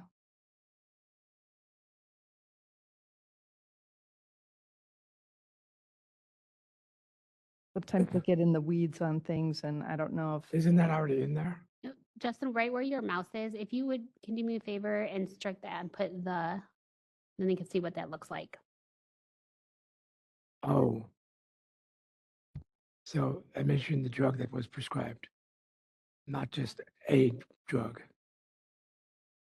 If you think that's necessary, I'm okay with it. I think it's a little clearer that it's, you could administer this prescription drug. I'm fine. Because we do not have reference to the drug or medication in the introductory clause. That introduction is all about the written treatment plan. I'm cool. So Dr. Nunez and Ms. Pulaski, do you accept the friendly amendment in section 6? Yes. Okay. Yes. Would you like to further discuss how to address sanctuary if you would like to Did you address give a sanctuary? crack at it? Is it No. nothing?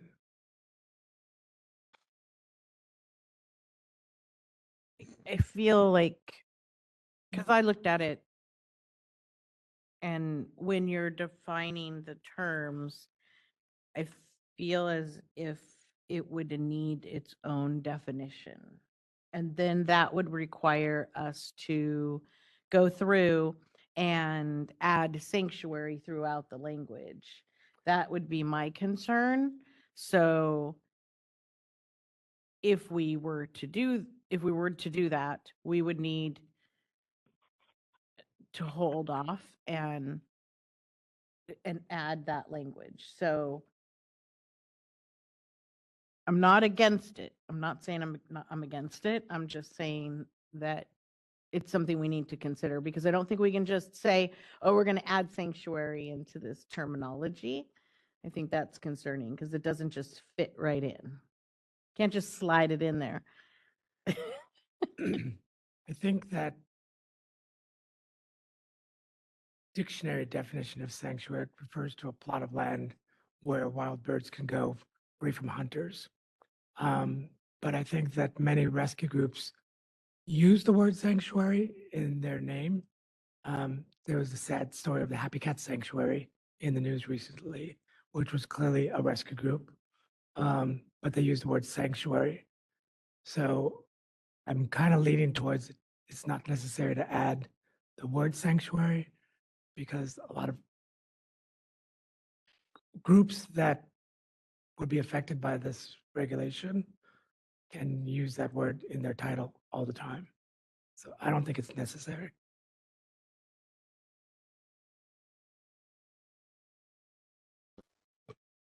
Yeah, I think the word sanctuary is just too broad of a term unless someone can come up with a more specific, tight definition, which I pondered and I could not.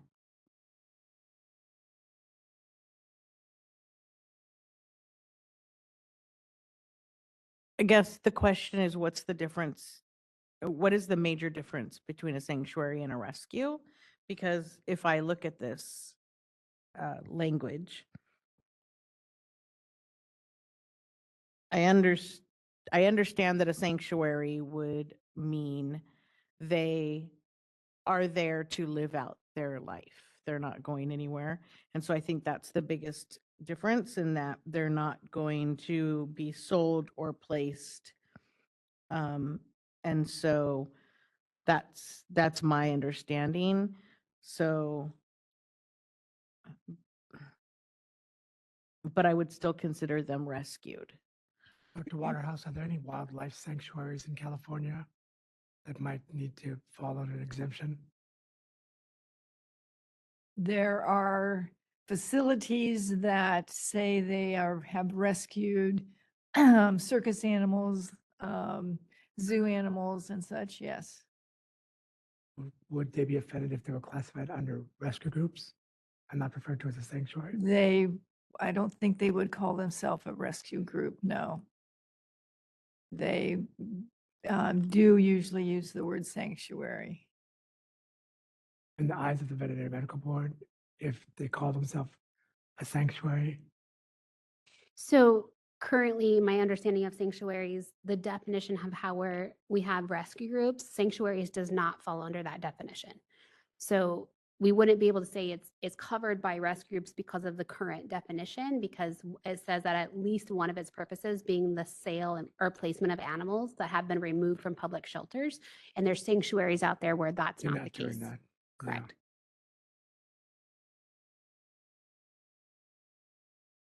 Is there unlicensed activity going on in those places?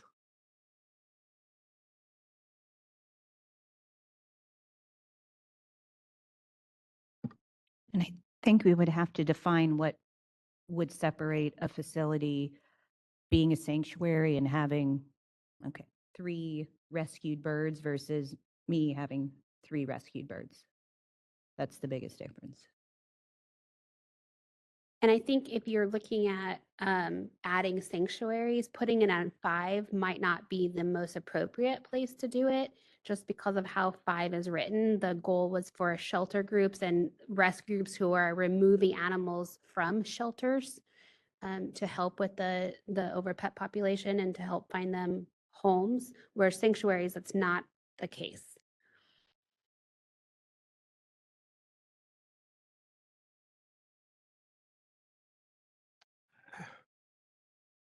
I mean, if I would think of it as a sanctuary of a place for circus animals to go to, I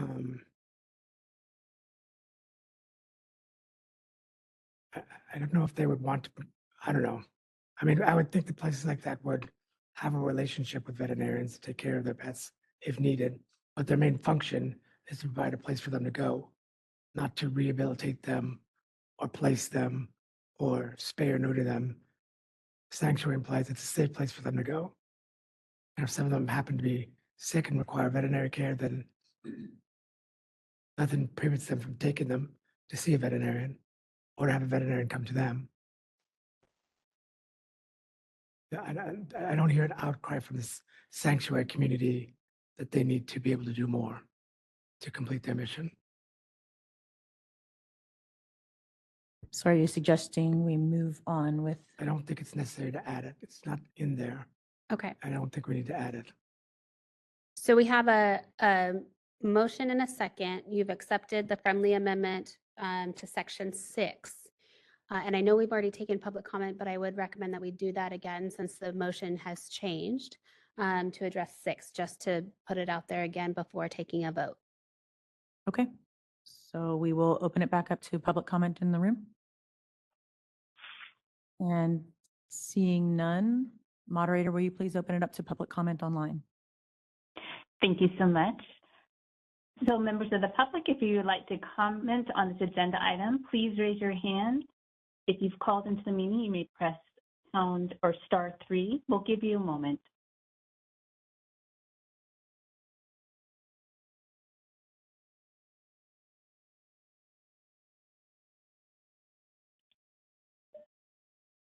All right, I see no request for comment at this time. I return the floor back to you. Thank you. Okay, we can call for a vote. Ms. Essery, Yes. Ms. Pulowski, Yes. Dr. Decken, Yes. Dr. Grant, Yes. Nunez, Yes. Ms. Sheffield, Yes. Dr. Waterhouse, Yes. motion carries. Okay, thank you everyone for your hard work on that. We will move on to agenda item 5, update, discussion, and potential action on recommendations from the Registered Veterinary Technician Subcommittee. Ms. Schafelt and Ms. Pulowski. Okay, so as I think you all know, the RVT subcommittee has been tasked with evaluating the RVT registration pathways and making recommendations to the MDC and ultimately to the Veterinary Medical Board regarding the combination of practical experience and education in CCR Title 16, Section 2068.5. Whether that should continue to be deemed the equivalent of a 2-year curriculum in animal health technology. So at the last board meeting, the MDC meeting, we had made a recommendation to the board to repeal the section that allows out-of-state applicants without education to get their registration in California, and it was deemed important to have education requirements for all of the routes of becoming an RVT in California. So at that time, we also asked or told the board we were interested in looking further into what's commonly known as our alternate route pathway and taking a look at everything involved with that. So as part of that, we are looking at that combination of education and clinical practice experience pathway.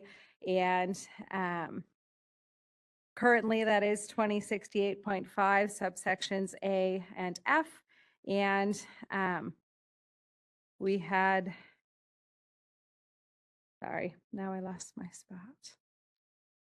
So the board did pass repealing 2068.6, and now we are looking at 2068.5. And we did meet in February to discuss education and clinical practice requirements of the alternate pathway.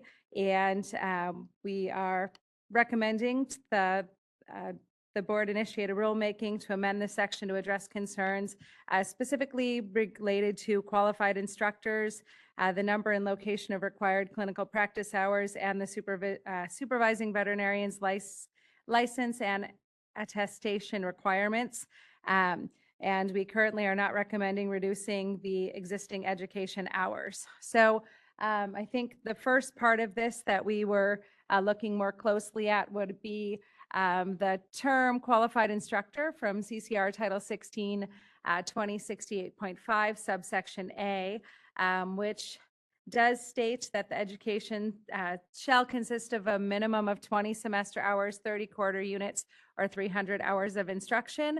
That part we are recommending keeping the same, but it does say that it shall be provided by a post-secondary academic institution or a qualifying instructor, and then there are requirements of that quote-unquote qualified instructor.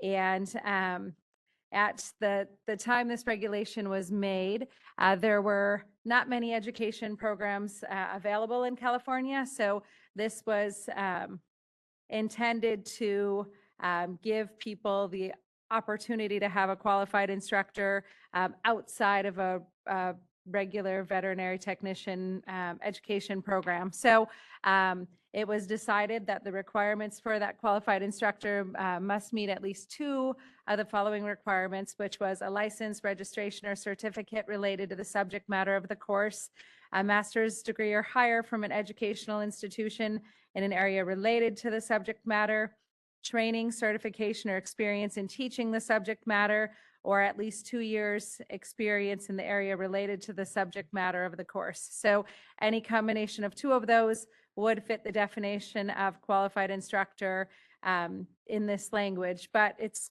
come to our attention in the last few years, the board has received applications from individuals claiming to have completed the required curriculum through qualified instructors that we don't necessarily think meet the intent of that language in the regulation. So an example of that is that some individuals have submitted numerous race-approved continuing ed certificates claiming that that was a qualified instructor because they meet 2 of those requirements, or even giving made in-house CE certificates from a coworker who they say would meet those because they are registered as an RVT and that they have at least 2 years of experience in the hospital.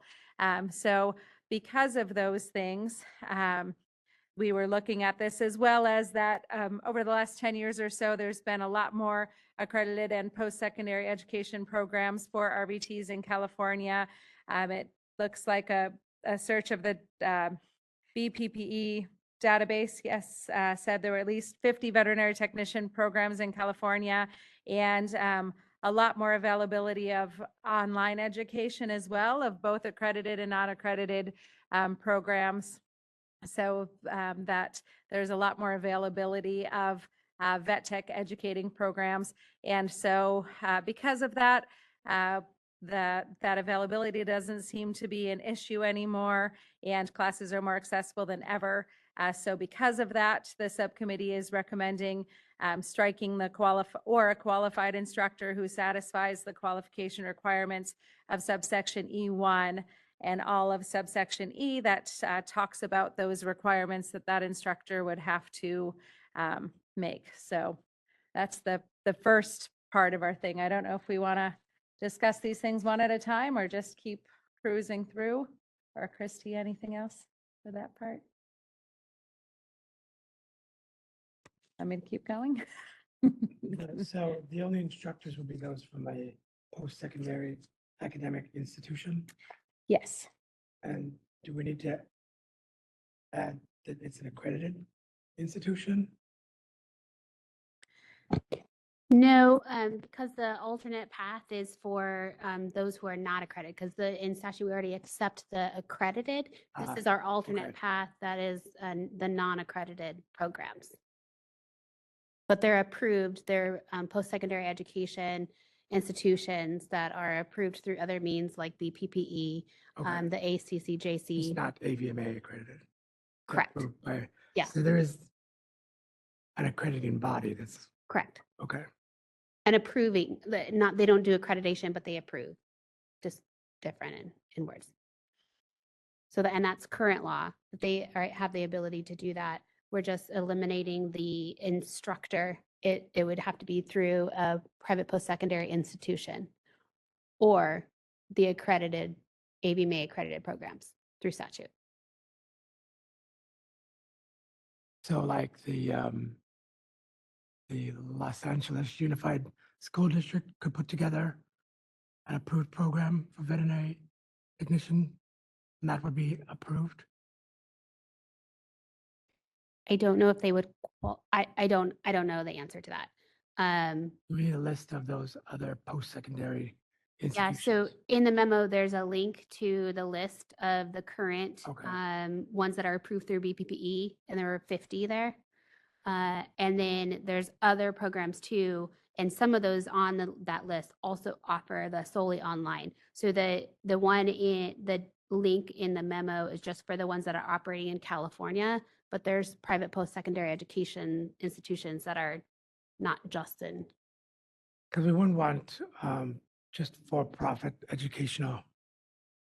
We would want just strictly for-profit educational institution trying to make a buck, like Trump University or something like that, to put together a program that might not deliver the educational program we would like. Well, so current law, the education is provided by a post-secondary academic institution. So any institution that falls under that category is currently accepted already. The only thing that the subcommittee is recommending is removing that or qualified instructor part of it. Okay.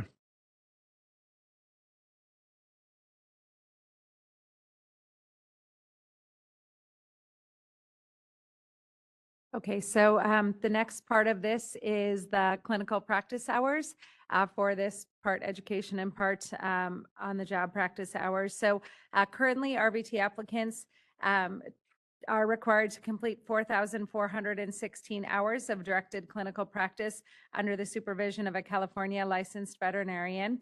And the board previously discussed a similar requirement for out-of-state licensed veterinarians with that same number of 4,416 practice hours for California veterinarian licensure. And the board did recommend decreasing and has been approved to decrease that number to 2,500 hours.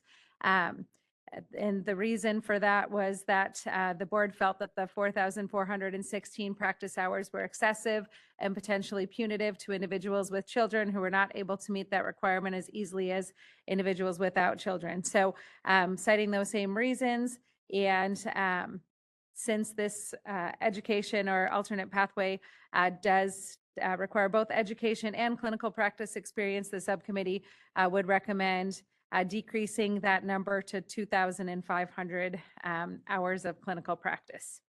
And for the next part of this, the subcommittee is also concerned with the onerous requirements of the clinical practice expertise be completed under the direct supervision of a California licensed veterinarian. Because as part of that, we did recommend, and the board approved, repealing the out-of-state registration pathway. And once that is enacted, there would not be a clear path for RVTs who are licensed, certified, or registered in another state to obtain a registration in California if they graduated from a non-accredited veterinary technician program. So the only option for out-of-state applicants would be to redo their clinical practical experience under California licensed veterinarian.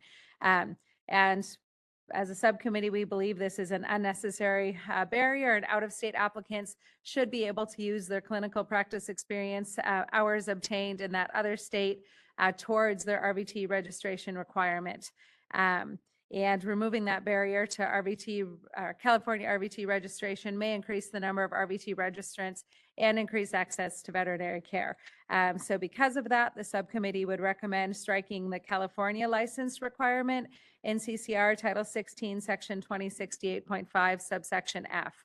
And but we did talk about this, and we're kind of trying to figure out different ways of and whether we should limit on where the supervising veterinarian should be licensed and where the RVT registrant applicant's clinical practice should occur. So we talked about a few different things and put together 3 different options that we would like the MDC to consider as far as the veterinary supervision piece. So for that, the first option would require the veterinarian supervisor to be licensed in any state or territory of the United States or a Canadian province. And this is mirrored after the clinical practice requirement for veterinarian applicants who had passed the national exam over 5 years from the date of application. Or the second option would require the applicant's clinical practice hours to occur in any state or territory of the United States or Canadian province under the direct supervision of any licensed veterinarian. And importantly, this option, no specification on where the veterinarian is licensed. And this option would address the potential for an applicant to obtain clinical practice in another country where the practice standards may be significantly different from those in North America. Or option 3, which is kind of a combination of that, and would put those together. And so each of those options would reduce the clinical practice experience options from the 4,416 to 2,500 and resolve the supervising veterinarian's attestation statement discussed further below. So we are going to be looking for this committee's thoughts and recommendation between those options of this part of this. Questions or comments on that part for now, or to finish up the last part? I guess there's 2 more parts. Anything? I had a question about limiting to United States and Canadian provinces. The RVC, Royal College Veterinary Science over in England, they have a pretty strong, what they call nursing program. Is that going to be a matter of trying to limit people coming from there that may be trained, or even Australia? There is a pathway through PAVE now for veterinary technicians, which I think would, oh, Nope. that doesn't, okay. Nope. Yeah, sorry, that pathway no longer exists because AAVSB is no longer offering that pathway. Okay. Sorry. But, who's- yeah, that actually though is one of the things that we look at when we say it's United States or Canadian province. And it was one of the things that we talked about as far as there are a lot of good educational programs outside of the United States and Canadian province. So when we limit it to just them, this is really where we went with this. At what point do you say they practiced under the direct supervision of a veterinarian and that is not good enough for us? So this is where we really got stuck and why we're looking to the MDC for some assistance and guidance on this. But doesn't the AVMA credit its a number of veterinary colleges in different countries? So is that correct? So, and that be somewhat equivalent? I mean, I don't know what their training programs are like. I suppose we can add this later on if there's a need for it. But And just to clarify too, we're talking about clinical practice hours, not necessarily education. But they're directed by a veterinarian. It's not, their clinical practice hours are just in clinical practice. It's not, they didn't go to school anywhere and so I'm sorry for that, the veterinarian, they're under the direct supervision of a veterinarian. So it's not, they're in practice. Where did you come up with the number 2,500? That's almost slicing clinical experience in half. The 2,500? Yeah. That's from, we used the veterinarian. That's what we mirrored it after the veterinary language. Okay. Then that makes sense. So out of state licensed veterinarians, hours were changed to 2,500. Okay.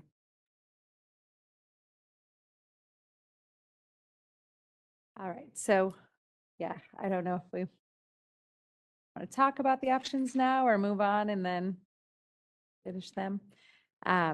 The next part of what we discussed would be the supervising veterinarian's attestation statement for those clinical practice hours. And the section does require the veterinarian supervising the clinical practice of the RVT applicant to attest to the completion of that experience at the time the application is made to the board for the registered veterinary technician exam.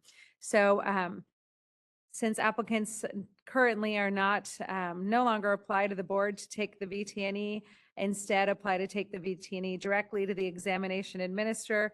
The attestation requirement is interpreted to mean submission of the, submission of the attestation at the time of application for RVT registration. However, the requirement has proved difficult for individuals who may have completed their clinical practice experience under various supervising veterinarians at various locations and or over an extended period. And the board also received an application for which the applicant struggled to document their clinical practice experience when they went to submit their application because the supervising veterinarian had passed away by the time of the submission. It is common for an applicant to have completed clinical practice experience under multiple supervising veterinarians. Since clinical practice experience does not expire, the subcommittee recommends striking at the time of the application is made to the board for the registered veterinary technician exam from subsection S or F, excuse me.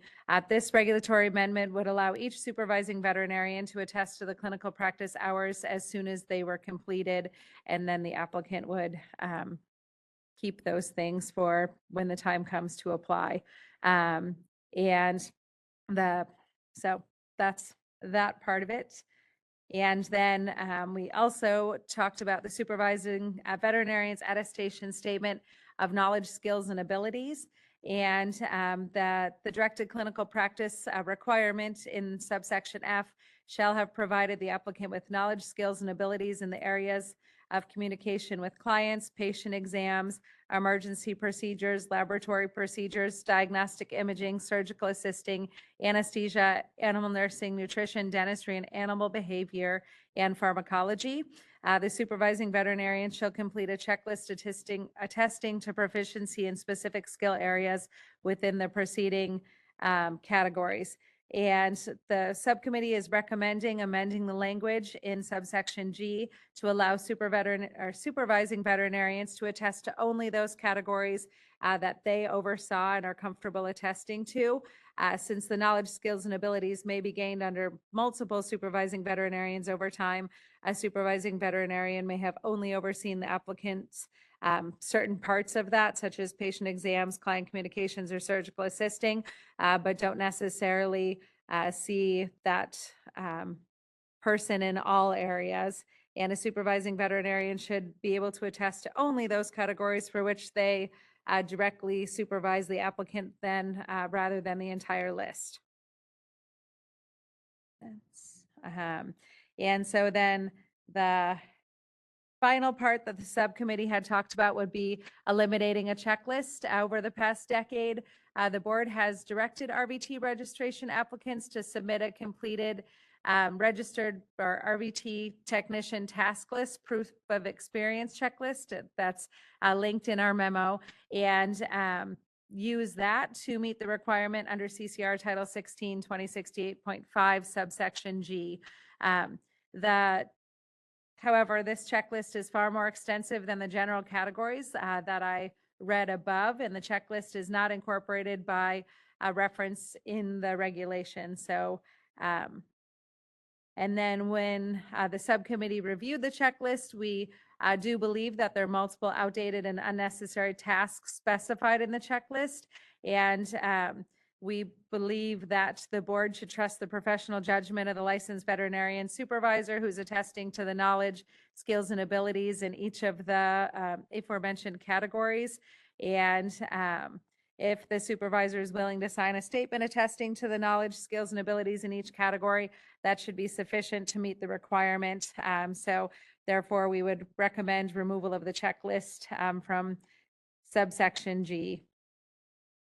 And then the board also, or board staff did make recommendation on proof of education for education and experience pathway.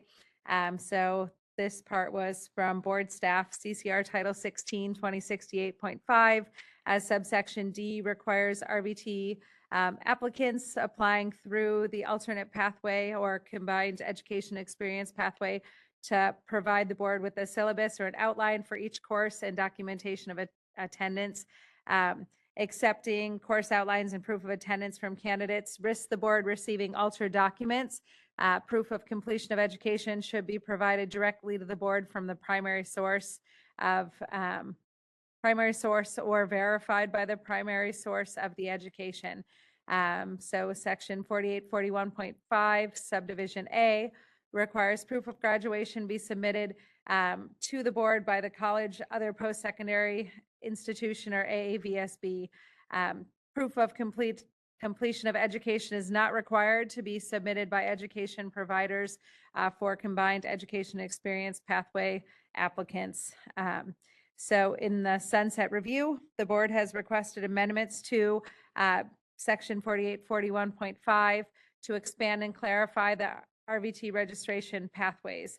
Board staff recommends additional amendments to this statute to require for the combination of education and experience pathway, proof of completion of education be submitted directly to the board by the post-secondary institution or AAVSB. Until those amendments would go into effect, the board staff recommends CCR Title 16, 2068.5 subsection D be amended to require proof of completion of education be sent directly to the board from the post-secondary institution or AAVSB. If this provision is included in the sunset bill, the proposed amendments to CCR Title 16, 2068.5 subsection D would be unnecessary, and subsection D in its entirety could be proposed to be repealed during the 45-day public comment period of the rulemaking process. So if the MDC agrees with the subcommittee and staff recommendations, we would like to have motion to recommend the board take the following actions. And as part of approving that regulatory text in attachment 1, we would need to amend CCR Title 16, 2068.5 using, and we would are asking for the committee's choice of option 1, 2, or 3 regarding the veterinary supervision piece of the clinical practice. And then the rest of the wording here could be used for making of the motion. And then attached is the wording in our recommendations.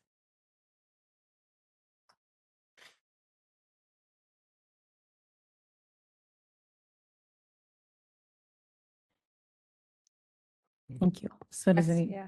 yeah, does anybody have any questions or comments on the options that we need to discuss?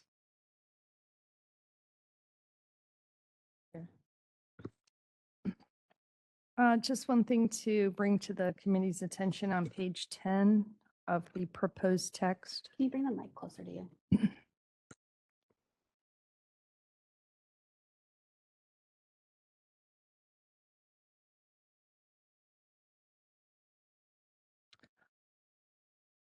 Okay, in subsection D, paragraph 3, which is going to be stricken and just become subsection D. That third line, it's got an extra comma that I think needs to be taken out. But what I'm wondering is at the end of the sentence to kind of give a little bit of clarity, if we could add as applicable so that the applicant knows they have to get submission of proof of completion of the education directly from the post-secondary institution or the AABSB as applicable. So it's not either or both. It's whichever one applies to their application. I don't know if that's necessary, but it seems to add just a little bit more clarity. But I think that comma needs to be taken out. I'm making this recommendation now because I know that as the language moves through the process, minor technical corrections like this kind of get ignored or lost in the shuffle.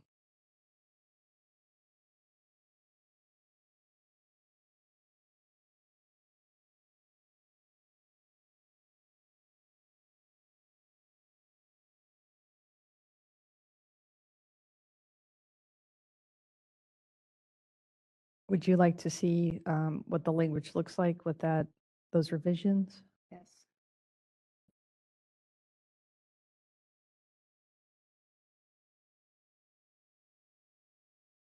Okay, so right there, Justin, if you could just insert as applicable.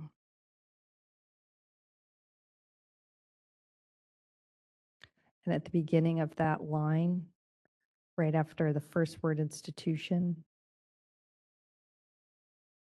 down to the third line.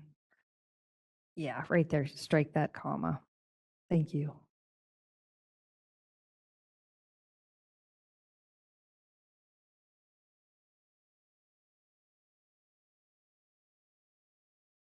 I think this was explained in the memo, but if a legislative proposal to make this addition in the statute, if that's successful, then this provision would not need to be added in the regulation. It would then just be redundant.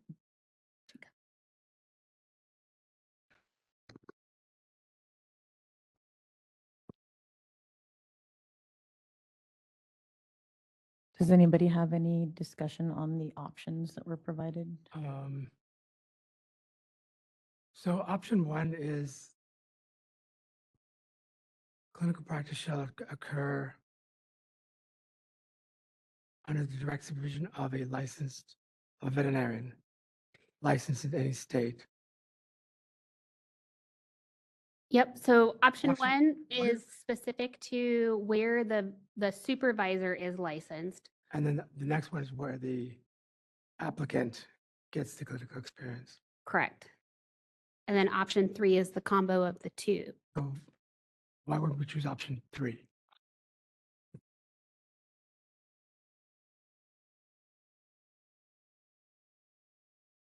as opposed to 1 or 2. I say option 3 is what I would go for. Because the goal is to not be punitive on where they get their clinical experience.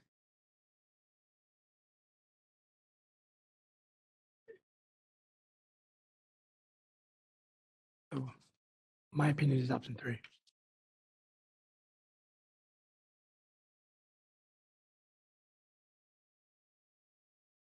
And so in option 3, you have the limitation that the supervising veterinarian would have to be licensed in any state or territory of the United States or Canadian province, and the clinical practice hours has to happen in any state or territory of the United States or Canadian province.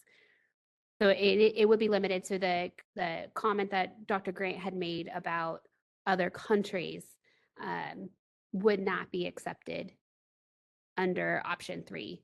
And if you wanted to address Dr. Grant's concern, I guess you could have an option 4 where you don't limit either one. That's just another option, just throwing that out there. Sorry. I'm just trying to address all comments. Well, Oh. yeah. For the program that the AVSP was doing was mostly certifying educational equivalency and not necessarily like clinical equivalency. Correct. So those applicants that got their clinical experience in a foreign land, we're assuming that they got their education domestically.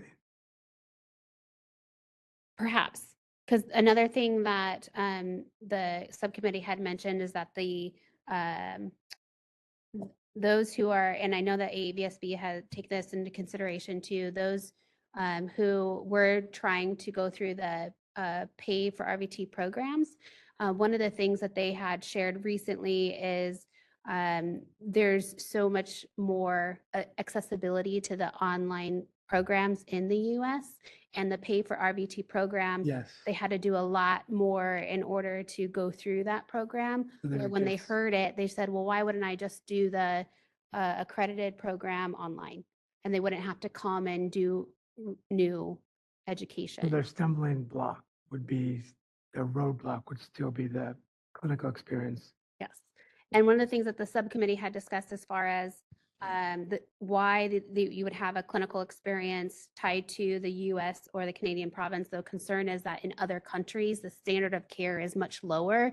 And so the experience that they're doing would not necessarily align with the standard of care in the US, was the thought. Which option 3 settles? Yes.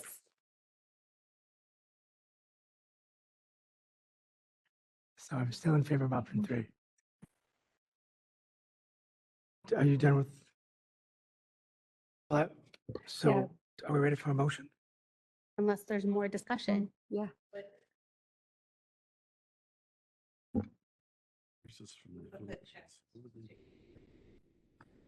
They take the nursing test. Oh, yeah, did we want to Pull the checklist. pull up I mean, I know. Kind of it's- eliminated a checklist and we didn't even discuss that. I know we got worn out on the very first item and nobody wants to go any further. But she powered through a bunch of information and you guys all sat here silent. That's why I was like, I don't know if I stopped talking. Well, checklist says that if you're going to sign off that this person is proficient in this clinical skills, you have had to be the one that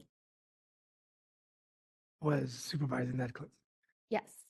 And they can attest to it at the time that it occurs. Yes. So, and you're looking at the Now, if per- amendments in G. If the person dies, yeah. I think that was straightforward. Because currently we're using a checklist that's sort of an underground, or we've been told is an underground regulation. So we looked at that checklist specifically. I thought that it was somewhat outdated. So we're looking to change it to say, you say that this person has skills in all of these broad categories and no longer you need to sign off on each individual skill. So. And I think that's the problem with checklists is they can get outdated. fairly quickly. Okay. So to answer your question, Dr. Nunez, yes, we could do a motion and it's on the start of page 7. And then you would just cite which option that you're selecting. I was as so part of your impressed by the motion. checklist that I just kind of assumed it was already there. There's no checklist anymore.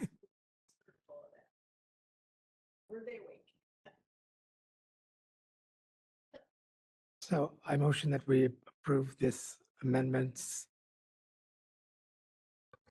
And the specific changes we made was to choose Page option 3. Oh, I have to read that thing? Yeah, so page 7 has the proposed motion.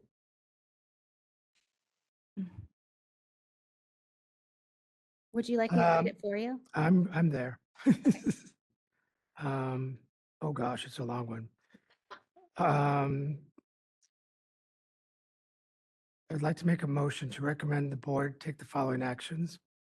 Approve the regulatory text in attachment 1 as revised at this meeting. That means option 3. No. Keep going. Okay. Read it To out. amend CCR Title 16, Section 2068.5. There it is. Choose option 3 or subsection 4. Direct staff to submit the text to the Director of the Department of Consumer Affairs and the Business, Consumer Services, and Housing Agency for review. And if the board does not receive any comments providing objections or adverse recommendations specifically directed at the proposed actions or to the procedures followed by the board in proposing or adopting the action, then the board authorize the executive officer to take all steps necessary to initiate the rulemaking process, make any technical or non-substantive changes to the package, and set the matter for hearing if required, if requested. If, after the 45-day public comment period, no adverse comments are received and no public hearing is requested, authorizes the executive officer to take all steps necessary to complete the rulemaking and adopt the proposed regulations as described in the text notice for CCR Title 16, Section 2068.5. I just want to clarify. I think I heard you say subsection 4 and not subsection F of the first paragraph.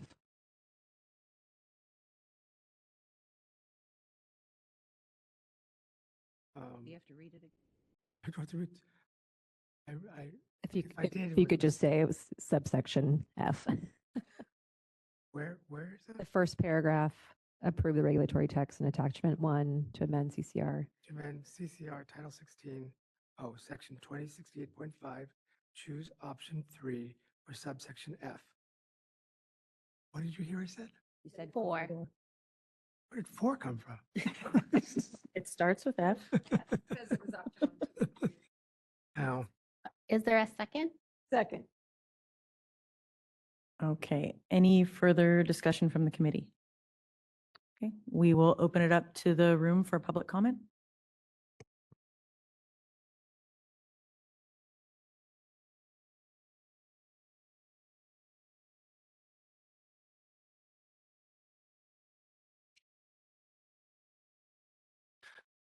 Hi, Grant Miller, California Veterinary Medical Association. I cannot get my comments in 2 minutes time. There's just too much information that y'all have presented. So don't know how you want to handle that, but I have constructive comments that I feel need to be made.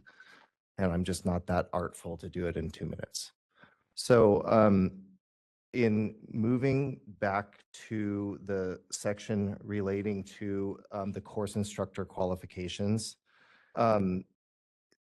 as a side note, the person who turned in their RVT coworkers CE certificate, that's just fraudulent. I mean, that's not really possible because we have statute that says that CE can only be provided from an approved body, which is the CVMA, the AVMA, a government agency, an academic institution. We have a list in statute that says that unless you get it at, a recognized conference or something that's race approved, it's not going to work. So setting that aside, I don't have an opposition to you removing course instructor qualifications because at these conferences, we all know the course instructors are qualified. These conferences have entire committees that look through those instructors, it's probably fine to just trust that the conferences and the race approved courses are going to have instructors that are qualified.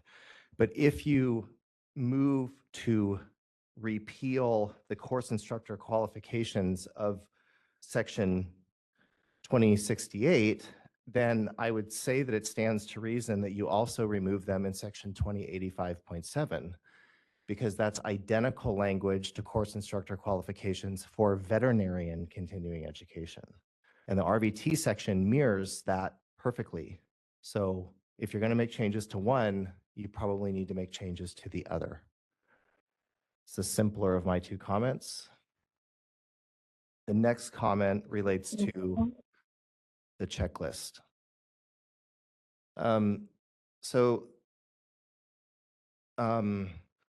CVMA has always been supportive of the RVT alternate route program. We believe that from its inception, and it's shown tried and true, that it really provides a great pathway for people that otherwise could not attend a traditional program to be able to become an RVT in California. But the RVT alternate pathway was made to prove that if you went to RVT school, you were essentially going to have the same education if you did an alternate pathway. And the checklist is part of that pathway. The actual checklist itself may not be incorporated in, but the concepts that they want the RVT to show as being proficient are listed in section G. And so if the checklist is out of date, it's understandable that you may not want to be utilizing that particular checklist. But what you may want to consider doing is aligning our requirement with the skill and proficiency checklist provided by the CVTEA. So the CVTEA is the national accrediting body through the American Veterinary Medical Association that accredits RVT schools. I'm looking at their checklist right now on my computer. You can just Google it online. It's CVTEA RVT checklist. And the broad headings of the subjects that they have on their checklist are almost synonymous with what's written in section G. Not perfectly synonymous, but pretty darn close. I actually think that section G is better and more applicable than what they have at CVTEA. But the point is, if the spirit that you're trying to uphold is that alternate route students have the same education that a traditional route student has, then it would make sense to align our regulation with the CVTEA checklist. I would not recommend you eliminate the checklist. We all know, especially the RVTs in the room, we know that alternate route RVTs get a bad rap. People say that they don't know as much and that they have, less education and then it's all over the map. If you leave their clinical skills up to the supervising veterinarian, that will create a wide disparity in their education because everyone does things differently. And let's face it, not all veterinarians are doing things the same way. And so the way Dr. Waterhouse might say it's okay for her tech to do something might be different than the way Dr. Nunez does it. This checklist helps to ensure that uniformity, which is what we want this profession to have. The RVT profession has struggled because it has been such a patchwork quilt over the years of someone doing it this way versus that way. This helps the integrity and the standardization. So if you don't want our own checklist, no problem. But if you're going to amend that section, rather than repealing the checklist, I would recommend that you make reference to the CVTEA checklist and let them shield the load of keeping it current and up to date, because that's what they do. Thank you for the flexibility in time.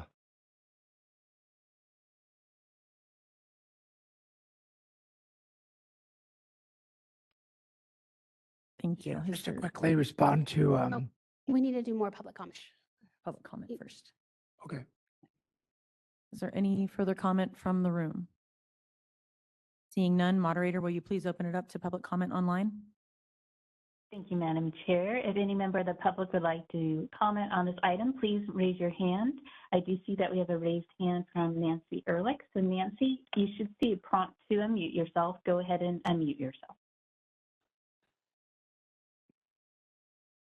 There you go. You're unmuted. I have some comments on various sections. Someone mentioned that the alternate route applications go directly to the AVSB, but I was under the impression that the alternate route applications were going to the board first, that the AVSB was not reviewing alternate route applications to see if they were complete. They were just accepting them. Jessica can probably answer that question. I'm a bit alarmed about the idea of eliminating all educational routes except through formal programs. We have, through the years, many RVTs or RVT candidates using the alternate route have attended conferences. I think Dr. Grant mentioned that conferences is a major way that candidates have been getting their education, but that this amendment would remove that option, and I don't see why that makes any sense. The alternate route candidates have been doing, when we were getting the statistics on the alternate route versus other routes, alternate route candidates were doing quite well. So I don't see any reason to change where they can get their instruction. And then my other question would be requiring the provider to send proof of education directly to the AAVSB. I mean, what were they going to do with it? I mean, why would they wouldn't even know why they were getting such a transcript because they wouldn't have an application to go with it. I don't think that makes any sense at all. I think that the proof of education needs to be part of the complete application. Otherwise, no one's going to know what to do with it. And I'm concerned that some of these changes will result in fewer candidates, which is just what we don't need. Those are my comments. All right, this is the moderator. I see no further requests for comment. Madam Chair, I return the floor back to you. Thank you. Christy? Can I just clarify one thing in that it was referenced that it wasn't the same as the veterinarians, and if I'm not incorrect in that, the veterinary language in 2086 is talking about continuing education, definitions of continuing education, and we're talking about practical experience and education as equivalent curriculum. So we're kind of defining two different things, if I'm not incorrect on that. Yeah. So I don't think that they should be compared when we're talking about the veterinarian courses versus these courses. So when it was mentioned to remove the one in veterinary section, so I just wanted to clarify that or state that.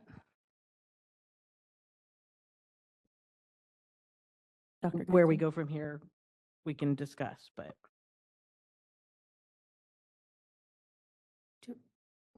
I was actually going to make a comment about the checklist. So did we want to discuss that first? No, I think Christy's correct in that we're not discussing CE, we're discussing the educational portion, which is separate from CE. Okay. As far as the checklist goes, I do actually think it's helpful if I was the supervising veterinarian, instead of just kind of just signing off broadly on the topics, for my sense of clarity and making sure I am providing a thorough education, just kind of glancing over at the current checklist as well as the CVTEA checklist that Dr. Miller referenced. You know, there's things, especially on the CVTEA, that I, as a supervising veterinarian, would be like, oh yeah, I should, I should probably show that, especially because supervising veterinarians aren't necessarily doing the RVT test, right? So I do think having a guideline might help also the supervising veterinarian. Looking at the CVTEA guidelines, though, I do notice that it is a lot more inclusive of multiple species versus just a term for animal patient.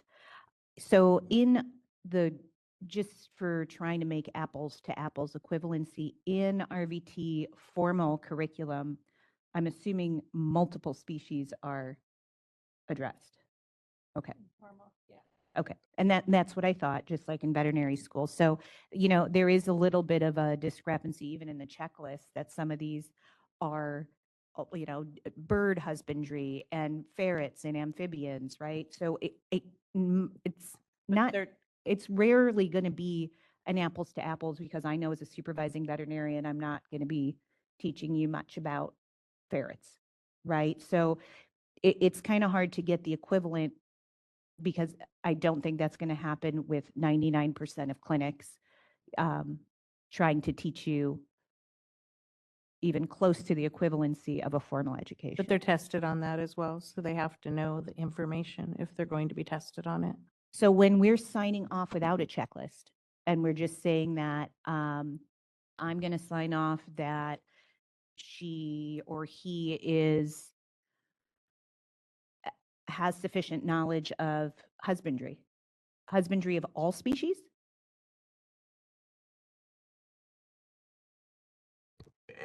Jessica? Okay, so I'm just going to make a few clarifications. And since we're on the checklist, I'll talk about that one first. So the current checklist that's linked in the memo, you'll see that there's headers that have the general categories. Those headers match what's in G. But then there's subtasks in there for checkboxes under each header. And that's where we get in trouble with the underground regulation, because that's not supported. And when the subcommittee looked at those tasks too, because you have the option of either redoing a checklist, which you could do and just incorporate it through regulation, or remove the checklist and align what current law is. So right now, currently, because those tasks themselves are not supported by law, what staff is doing is, if they had checked, if a supervising veterinarian checked off on the overall topic and they attested that they met the knowledge, skills, and abilities required for that category, we're accepting it. We would not be able to legally say, nope, you cannot get licensed because one of the boxes under the subcategory is not checked because it's not supported by law. And so if this were to go in, as far as removing the checklist, it would remove the current checklist that's being done, but the supervising veterinarian would still be attesting to the knowledge, skills, and abilities in each category that's listed in G. So they're still attesting to that. And these amendments would allow them to only, if they want, only attest to certain categories, not all of the categories. If the subcommittee is not comfortable with that and you want to be more specific, you can do that. We would have to create the checklist, be specific in the list that you want to make sure that the supervising veterinarian is attesting to, and then come up with the rationale just to notify the public and OAL the rationale for why each task is necessary. And then just keep in mind that we would have to we want to maintain that and make sure that it's updated on a regular basis, which is another rulemaking every time that changes. So just keep that in mind. So you're saying that we can't do a reference to the CVTEA checklist? You can if you put it in regulation. Right now, it's not in regulation. So if that's what you would want to do, then you could do that. But keep in mind too, these are alternate programs that are not CVTA accredited. And so they might not have the same categories listed for CVTA, but then you're making them basically do exactly what CVTA does. So I don't, but I also want to make a couple other clarifying statements. When it comes to the comparison, and you're right, Christy, for CE versus education, we're not talking about CE here. We're talking about the education for RBTs for the programs themselves. And for the individual who did submit and say that they qualified, I disagree that would be considered fraud, because they said that they qualified because their coworker met the two requirements under the qualified instructor. And so they're not creating continuing education requirements under continuing education to renew their license. This would allow that to occur. There were other things that happened that did not make this person successful. But when you read how the law is written, they would be then qualified under E1. And then to the comment about requiring education to be provided to AAVSB, that's not what the amendment is doing. The amendment is mirroring what we currently accept from for veterinarian applicants, is the proof of education that the board accepts would have to come either directly from the institution itself or from AAVSB, because sometimes the education is sent directly to AAVSB to qualify for the examination. So if they've already submitted it to AAVSB, we would accept that from AAVSB. It's not a requirement that they just send it to AAVSB. To the other comment about applying to the board before applying to the AAVSB to take the examination, that is no longer the case. They go right to AAVSB to apply even alternate routes. They don't apply with us until they are ready to get their registration after they have had passed the exam. So just wanted to clarify all that. So Jessica, that does mean some people could take and pass the exam, and then when they get to the step with our board, then be denied registration, correct?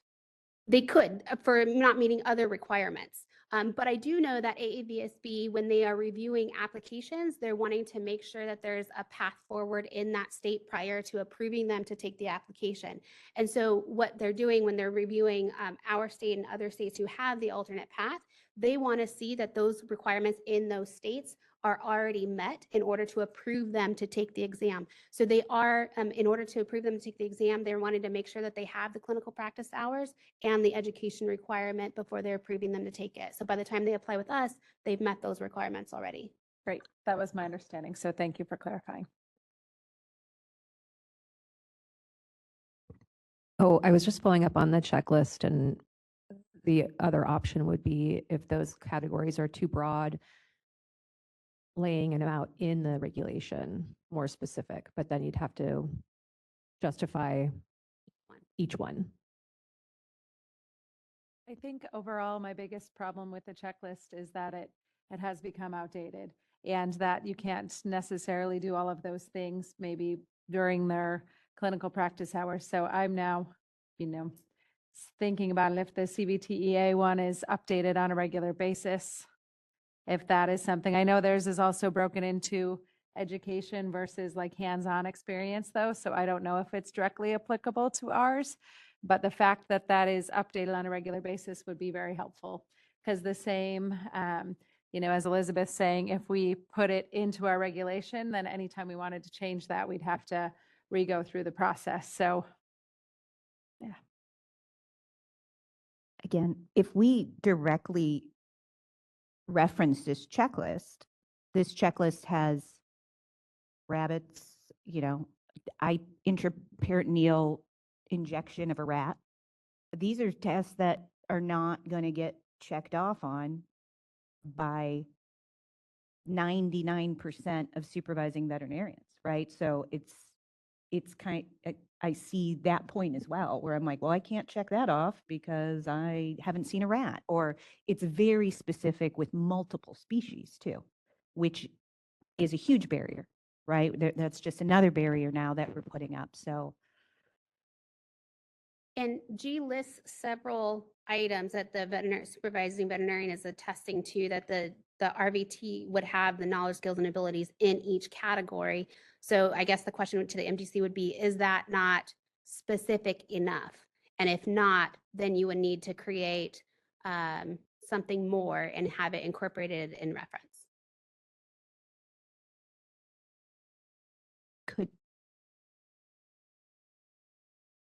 Yeah, and this might be a collaborative effort with this, CVMA or something too, as a resource for supervising, not necessarily from the BMB, but having a resource for if you're a supervising veterinarian for maybe that in between that would help people like me being like, am I really covering everything, or is it just the stuff off the top of my head that we see every day? But I'm not sure.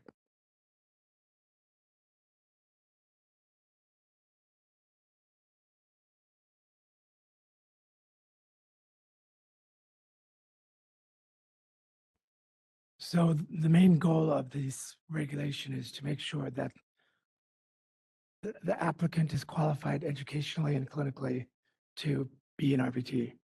And I think the argument that I'm hearing is that subsection G does cover the clinical experience that we want them to have, but by eliminating the task list, it only makes the alternative path applicants feel just as good as the traditional path because they have the same checklist. But at the end of the day, we feel that they've had experience clinically to do their job. So I don't know if that would protect the consumer more if we added that.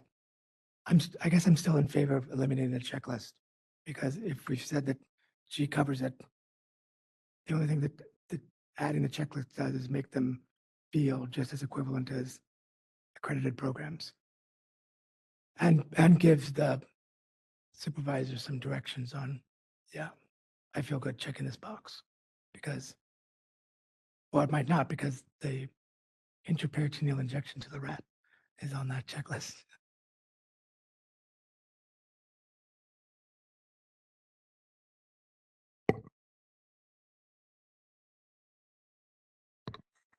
I guess I'm a little concerned about if somebody went and worked for a licensed veterinarian in a Canadian province or whatnot, and all they did was equine work, then there'd be a lot of things that they wouldn't check off, right? But there'd still be a good RVT for a large animal veterinarian in the state of California, taking x-rays of cattle or whatever, but not necessarily taking x-rays of dogs and cats. Well, they'd have to go get more clinical experience.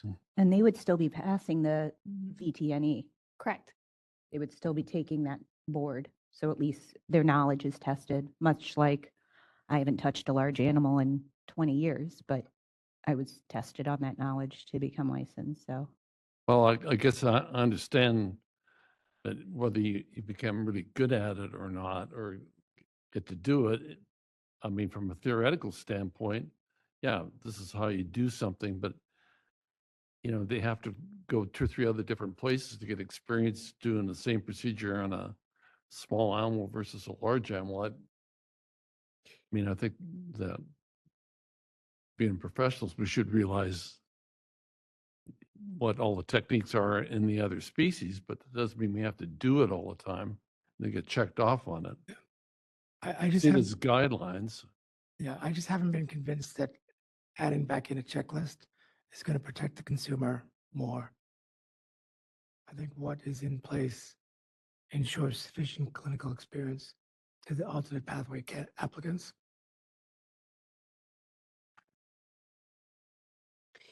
So we have a motion and a second, and it doesn't sound like there's any amendments to the motion and the second, correct? No? Can I make a comment Sure, on yeah. the other part that Dr. Miller said about we assume that race-approved educational programs are given by qualified instructors.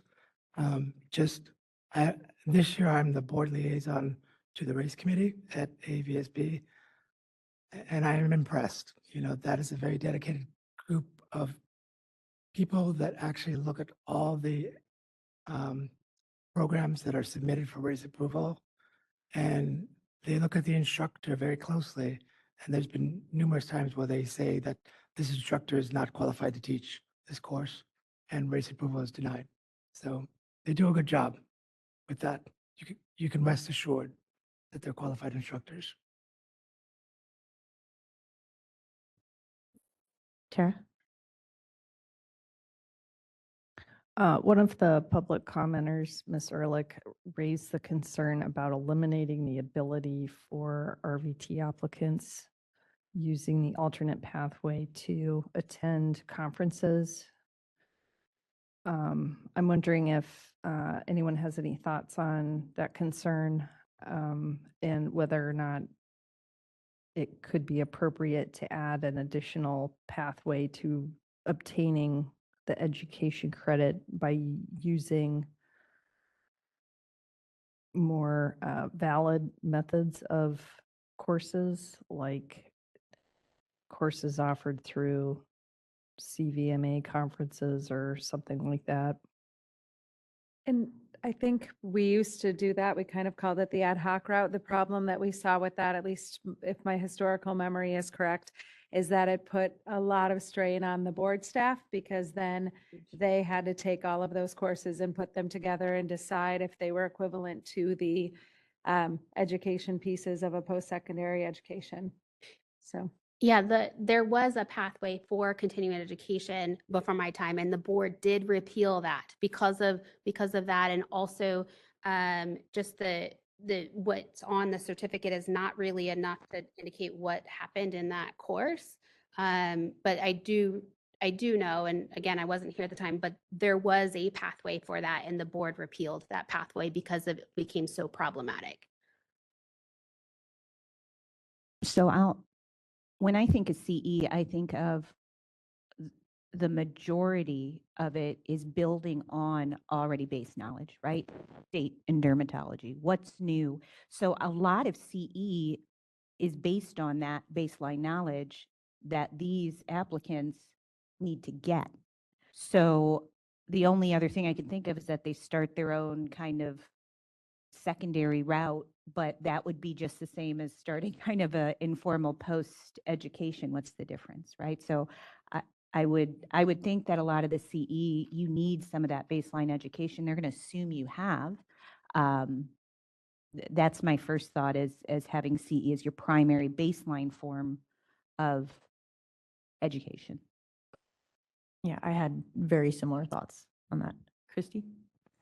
Yeah, I think that's going backwards, and I appreciate that, Tara, and I appreciate you addressing it because we should talk about it so that it's not that we don't hear Nancy's comments on that, but that was like 2 iterations ago, and because we are now at a different time, and we already hear people attacking the alternate pathway to getting a license, and so I want people to respect that people are, individuals who go through and get this education are still getting an education, and they're still getting the information they need, and we stopped that form of getting information years ago. And so for various reasons. So this was not the intent of the qualified instructor was not the intent when that was written. And it was not a form of being able to provide people with information through a continuing education route. It was in order to be able to help those individuals who could not go to school through the traditional brick and mortar education route. And we were just trying to be able to assist them. So removing this, there's so many other pathways to getting education now that's why we're looking at this and saying, you can't go to your coworker and say, give me education right now and just fill my head with knowledge. So.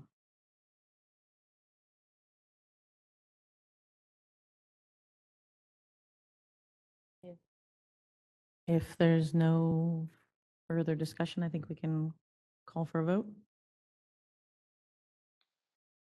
Ms. Esri? Yes. Ms. Pulowski? Yes. Dr. Getkin? Abstain. Dr. Grant? Yes. Dr. Nunez? Yes.